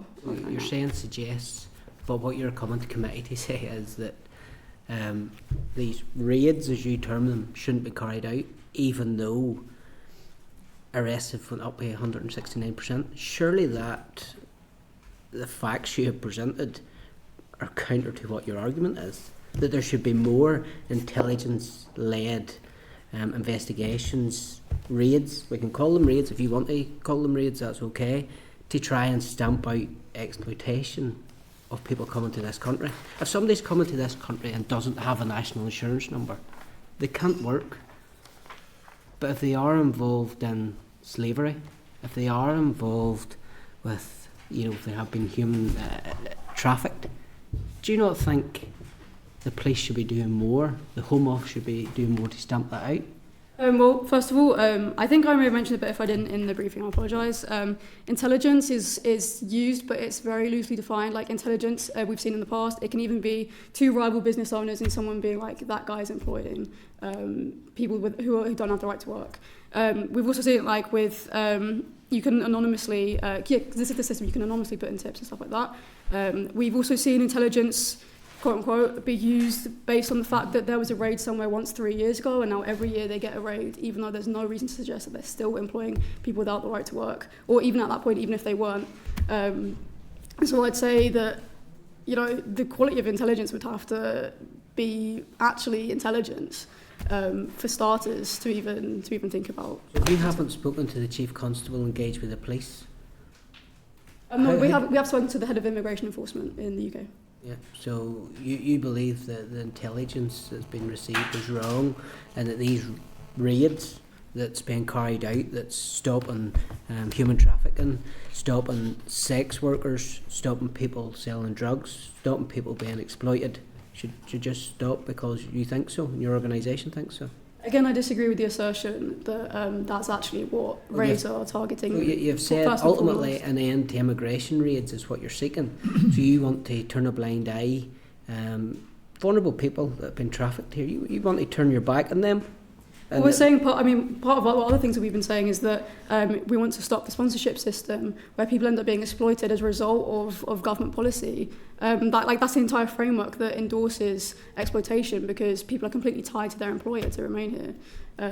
So it's not just coming from one side. Like, this is an entire framework of immigration, of the immigration system that does need to change, and is not helping people who are quote unquote vulnerable.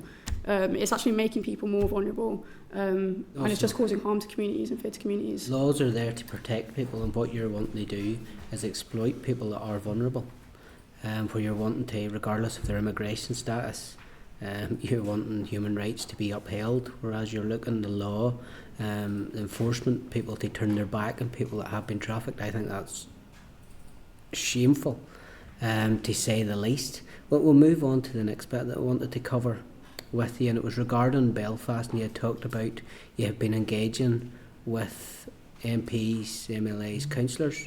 Who are they? Who have you been engaging with? We engaged with people from a number of parties. On the DUP, we've engaged with Gavin Robinson, MP, as well as people from Alliance, SDLP, people before Profit as well. We engaged with a lot of different people around this to see both how they understand immigration rates to be taking place at the moment and the impact on communities, as well as other You aspects. talked about raids catching people out. If people are here legally and able to work, surely people couldn't be caught out? I mean, plenty of people do. I mean, you can just look at the number of British citizens that are in the encounter or impacted figures. British citizens wouldn't be affected by immigration, wouldn't be liable to be arrested for not having the right to work, for example. And yet we see how high the figures are for British citizens, for example. Well, once you turn a certain age, Timothy, you're able to get national We're insurance. coming up. Sorry, excuse me a second. We're coming up to 8.5 minutes. Yeah. That's how long. That's how long Philip had. So if one I last could- question, if I and then could we need to finish move on. There's then other people. You seem to be an expert in the violence in Ballymena. Can you expand on that, and who has said comments that have led to you being concerned? On what basis do you know about what happened in Ballymena and what led to that? And do you believe there's legitimate concerns within the community that were ignored for years to let tensions fester? I've never claimed to be an expert on what happened in Ballymena. I have seen what happened, and I've spoken to migrant groups who are doing work across the region on this. You spoke to local people? Yeah, like people in the Northern Ireland. Oh, no, the people that live in Ballymena, people that live in Glenavan. Not specifically in Ballymena. Right, so what politicians then made comments you disagree with? Again, I don't have the exact quotes to hand, so I'm not asking for quotes, I'm asking for names. Yeah, that's what I'm saying. I don't have the exact. But this is in your evidence that you have Yeah, compiled. I'd be able to follow up with it. Okay. Surely if you put it in your evidence, you could provide that now. Yeah, that was an oversight for me, but sorry, I don't have it down. Oversight? Yeah, but I can provide it. Well then, tell us. Sorry, we're approaching 10 minutes here, Timothy. So is your request then from the witness to provide, is that what you're saying? Yes, I would like more information on that. When we're inviting people to come forward to committee, there has to be a test that some of the evidence that's presented does hold up to scrutiny. And I'm saying, yeah. I'm certainly concerned with the far-reaching, broad-brush comments that gaslight a lot of people that simply just do not stand up to scrutiny.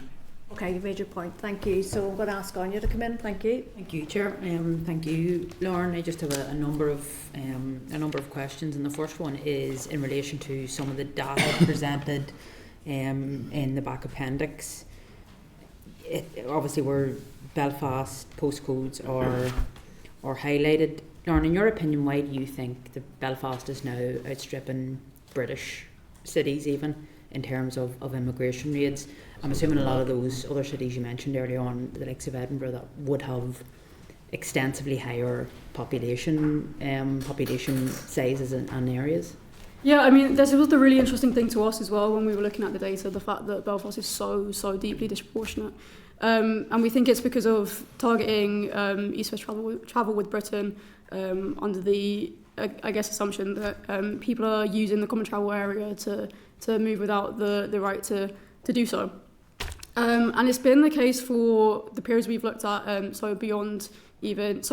let me go back to the time periods we were looking at. So we started looking at this in late 2022, or late 2023. We started the data from January 2022, and then we used the January 2018 to September 2019 period as kind of like a control period to see what it was like. So from our understanding, it seems to be that this has been a long-standing pattern. Maybe not targeting Belfast International Airport. It massively increased between the first and second period that we looked at. But that was also in relation to patterns across the UK in targeting airports more so. And then we also see a decrease in the London representations of London postcodes from the first to later time periods. I think my assumption, again, there's not a lot of transparency around some of the immigration operations that are happening here, but you can see from the increase in DG9 and CH41 as well. So DG9 is Stranraer, covers the Kenryan port, and CH41 covers Liverpool Birkenhead port. We see that as well. So it seems to be that there's an increase in the targeting on both sides of that ferry corridor in the Irish Sea. Mm-hmm. And that, I suppose, it leads me on nicely to my next question, and it's around figures. And obviously we have the number of raids presented here. Have you got any data in terms of the amount of people that have actually been deported as a direct result of these raids? We have some outdated data relating to the whole of the UK. We have been waiting and seeking upon that data specifically for the North of Ireland, Northern Ireland as well. But yeah, it's around from memory, it's around 5%. Out of all of the raids. And in terms of accessing additional data from the Home Office, I don't know what data they do release publicly or what data they don't for whatever reasons, but from your own point of view and your organisation's point of view, what data would you like to see the Home Office come forward with? I think one of those would be arrest rates, deportation rates, and detention rates. That's been something that when we've spoken to others in the sector as well, they've really brought up. Yeah, I find it really interesting that they released those figures in relation to quote-unquote illegal working, because they hadn't previously done so before, and in that data release they also released the sectors, the number of raids, and the increase in comparison to other years for those sectors being released, and that was essentially the FOI data that I'd asked for and had delayed twice. So it seems to be quite an ad hoc basis that they decide what to release and what not to, and there's also been a massive issue throughout the sector generally in freedom of information in response to that. Just one final question, Lauren, and it comes from some of Timothy's questions around an answer that you give him in relation to people having encounters with the Home Office or being stopped, most of which are, some of whom are British and Irish citizens. In terms of racial profiling, which I am assuming leads heavily into this, from your knowledge and your background and the research that you've done on this area, how big of a factor is racial profiling when it comes to immigration raids and indeed in terms of encounters with Home Office? Yeah, I'd say it's quite significant. I mean, so Operation Go is a street operation, and so while it is supposed to have the intelligence-led basis, we see it also in Britain massive issues with where it's set up in that kind of prejudicing the community that it's in. So we've seen it set up outside a Gurdwara in Smethwick near Birmingham. So that's obviously going to catch a certain kind of person. And then because of the way that Operation Go works and the way that there aren't any hard borders, well, in official capacity in the North of Ireland, Northern Ireland, we've heard it creates a much bigger issue. For example, on buses, it used to be, this has now changed, but it used to be that the people of colour on the bus would be the ones who were selected by whoever it is, PSNI, Gardaí, whoever. Now we've heard that there is more a broad brush thing, everyone getting asked for their details, but again, that isn't commensurate with people's CTA rights, especially if when you refuse, you're then getting a Schedule 7, which is a legal imperative under counter-terrorism law, which is deeply disproportionate for the aims that the PSNI or immigration enforcement or whoever's carrying out is having. And then CAJ, they did a report who I think linked on the I don't think it's written, but it's in the full briefing. It's definitely written somewhere, the name of it. It's Frontline Lessons for the Future, I think, around when Brexit was being put in place, and they did a much more extensive study on that. And just in terms of the immigration raids themselves, with the Home Office obviously leading or being the lead body, are the PSNI with Home Office on each of those raids? This is again another thing. So first of all, it's kind of quite unclear. In Britain, the police will always, whenever they're on an immigration raid, it will always be the request of immigration enforcement. And so I've got some of the accounts of joint operations with the police. However, what is quite problematic, I think, I'll go through the figures first, then I'll add. So the grand total of immigration enforcement visits that were a joint operation between immigration enforcement and the police in Great Britain between 2022 and 2025 was 6,792. In the North of Ireland or Northern Ireland, the total was 7, and that was all in 2024-25. However, we have had reports from members of the community that the vast majority of raids are just being the PSNI, which is quite concerning because that's not supposed to happen in regards to the legal framework. So we have quite a few concerns around overreach around that. It just doesn't seem to fit at all with the figures that we've been given. But that's also for joint operations. So if they're doing things separately, that wouldn't also be included in those statistics.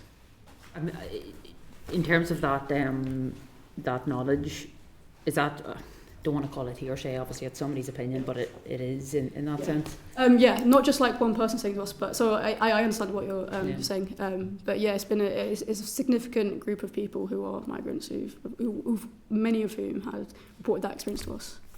The SNA. Yeah, in a lot of cases. Okay, thank you. Sinead, please. Okay, thank you, Lauren, for being here, and thank you for your paper.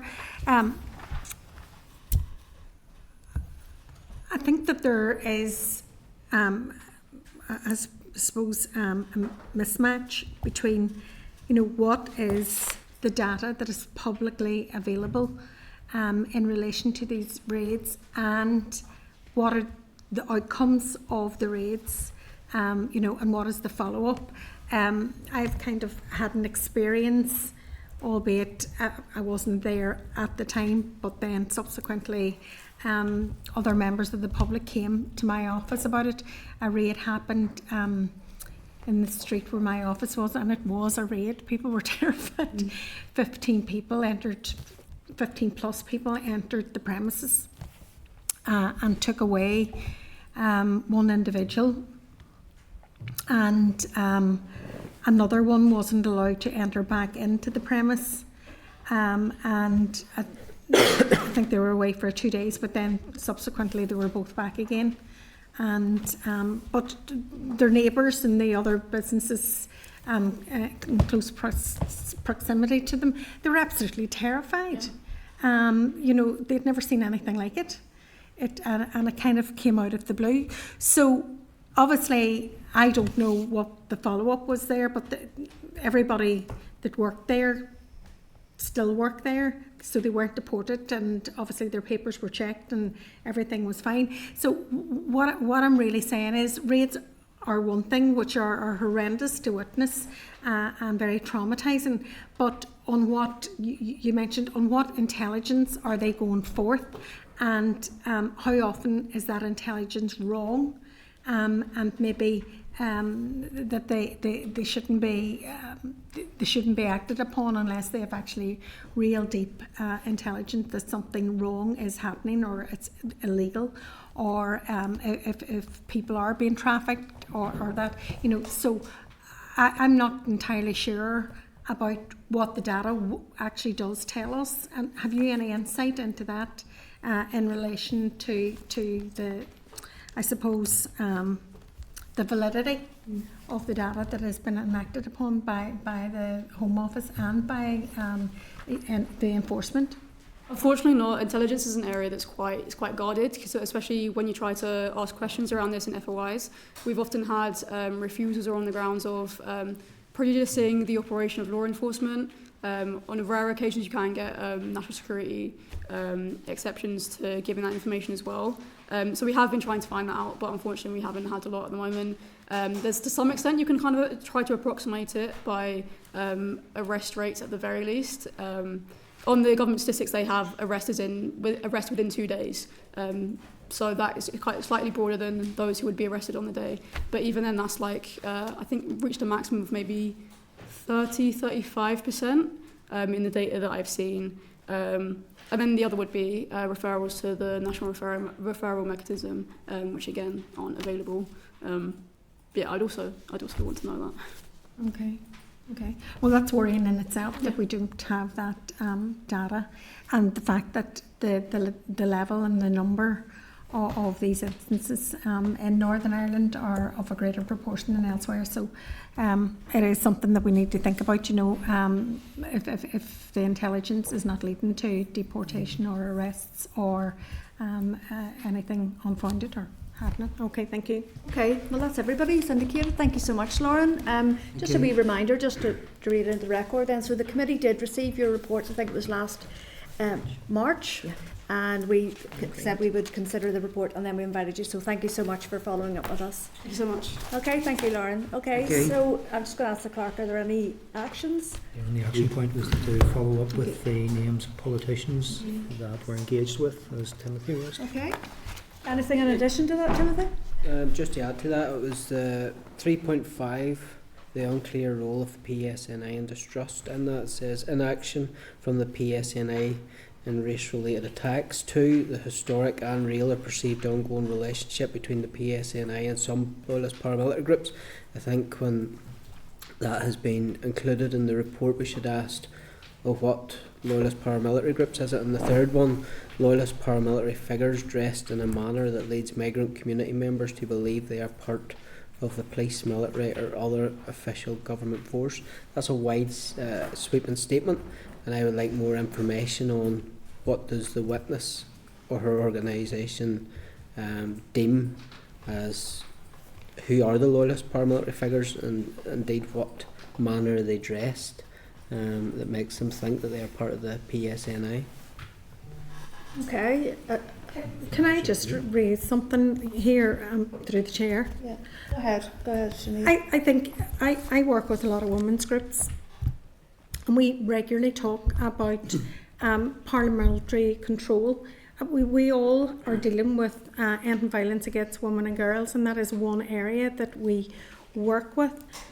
And there's concern with that cohort of people that their coercive control is happening in areas, and the individuals are dressed in uniforms.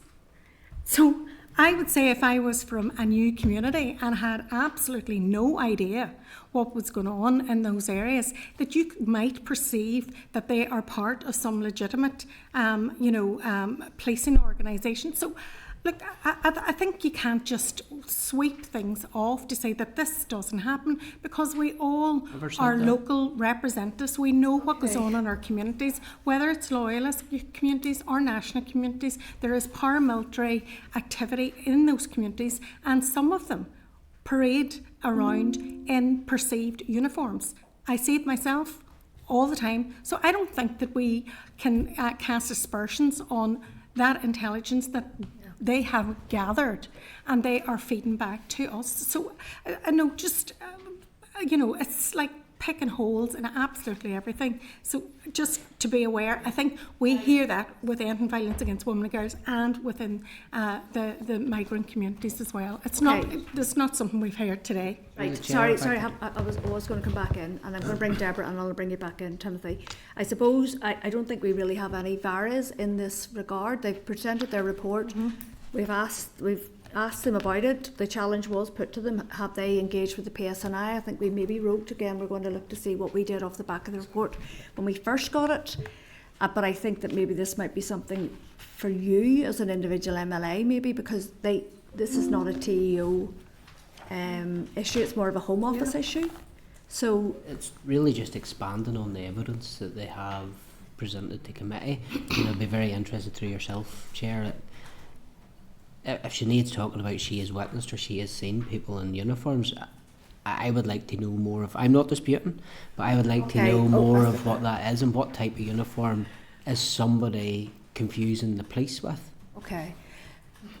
Could I just go ahead? One further action point was about circulating, as you've just touched on. So we're going to circulate that information next week's pack. Okay, so. Do you want to put that do you want me to put that formally? What are you actually asking that we would? Asking for more information, just what's based in there, because that was something I did want to cover, but obviously I ran out of time. Because that's something that's very concerning. As Sinead has said regarding ending violence against women and girls, if that's happening in Londonderry, that there's people walking about with uniforms that you would nearly think they were the police. Well, okay, but guys, I don't necessarily want to open this up. We've still 2 more panels to get through today, plus correspondence. I think that a legitimate action would be that we would write to the police and ask them if they considered the report and what they would say in terms of some of the allegations or some of the statements in it. I think that might be a legitimate area for this committee. But to go back to them, I think that I think the line I used earlier was, we as a committee would consider how much weight we would give to the evidence before us, and I think this is an example when that line would also be used. Deborah, go ahead, please. Thanks, Chair. Yeah, no. It was just a check around the policing aspect of things, because I did raise in that evidence session about the race and ethnicity action plan. I just wanted to check, have the committee received any evidence from the PSNI regarding that, because we are taking evidence sessions in relation to the equality race relations strategy that's coming through TEO, and obviously if people are raising issues around policing, surely they should have a right to respond to some of that. So Okay. it's just a check around that. Okay, so yeah, I think we're on the same page, Deborah. So the assistant clerk's just reminded me here, on the 11th of March we agreed to write to the Home Office, asking them to come before committee, but they refused. As they said, they had come before the Northern Ireland Affairs Committee. We also wrote to mayors, and they said they had no role in wider immigration. So I think that I'm going to propose we write to the police and ask them if they've looked at the report and if they have any response. Great. Sorry, go ahead.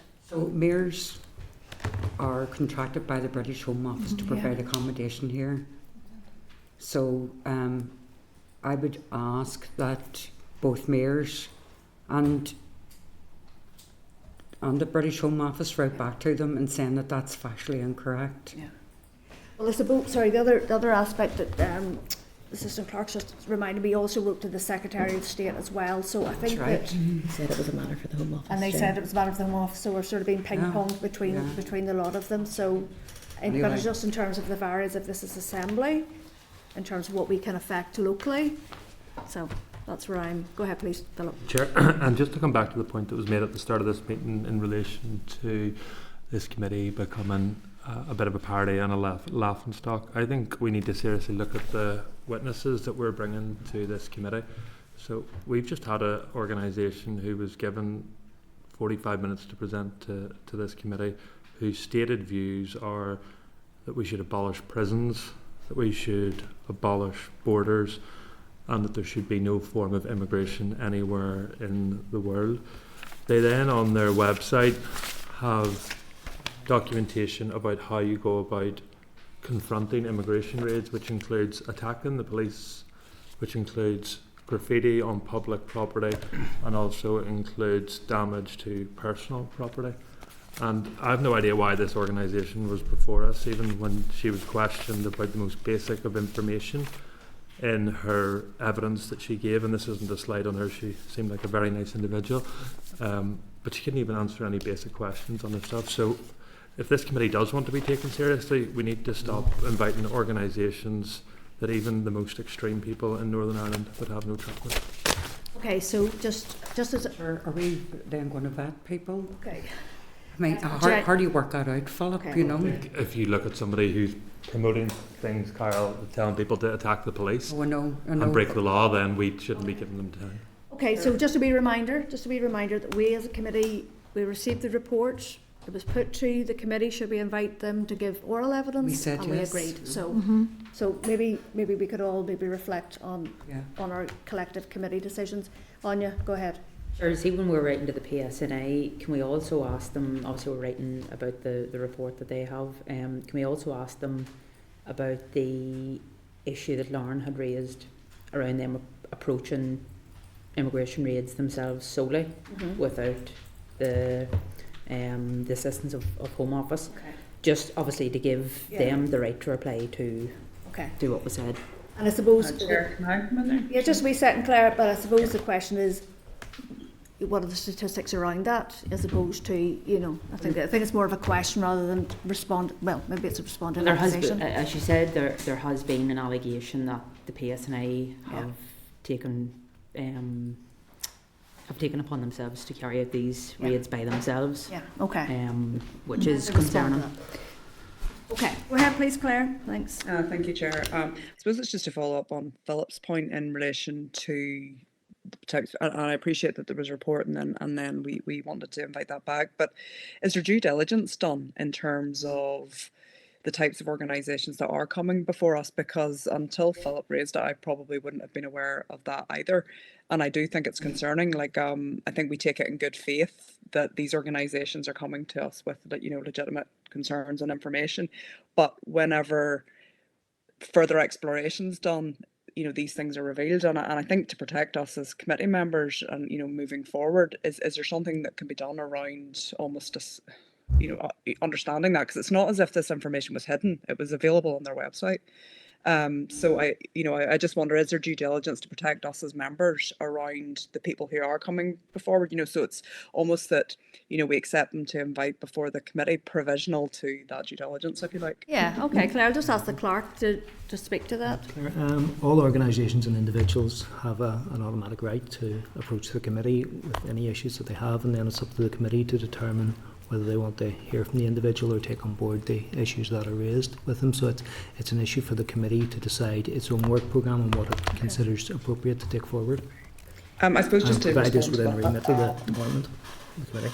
Thank you. Equally, do we then as individual members have to do that research into those people? Because as a committee, you know, I would like to be aware of who's coming in front of us, particularly if there are, you know, if there's stuff we should be concerned about, I suppose is what I'm trying to say.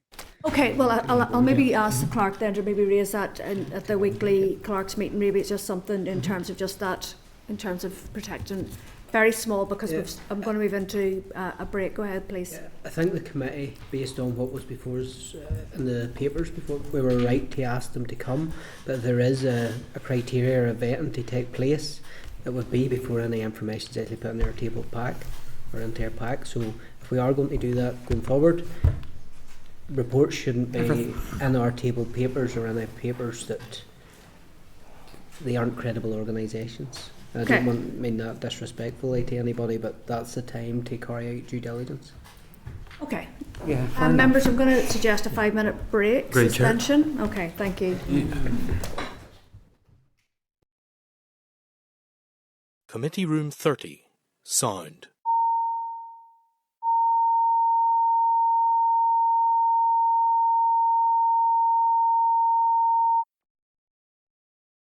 Committee Room 30.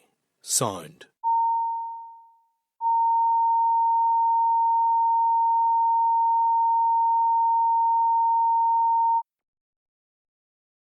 Committee Room 30. Sound. Committee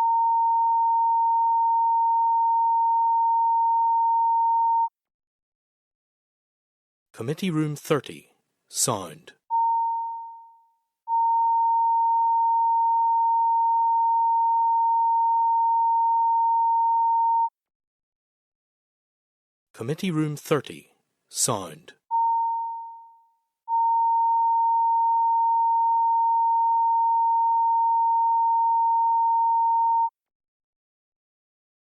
Committee Room 30. Sound.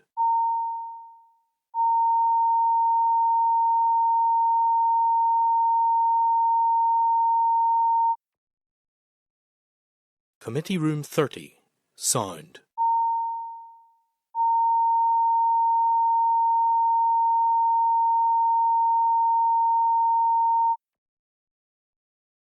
Committee Room 30. Sound.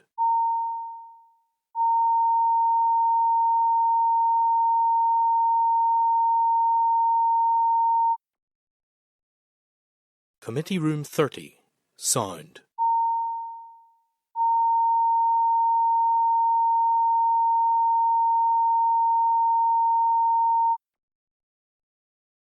Committee Room 30. Sound. Committee Room 30. Sound. Committee Room 30. Sound.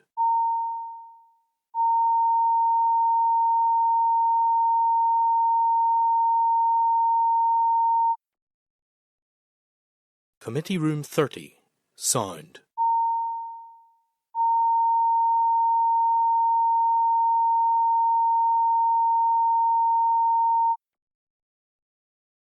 Committee Room 30. Sound.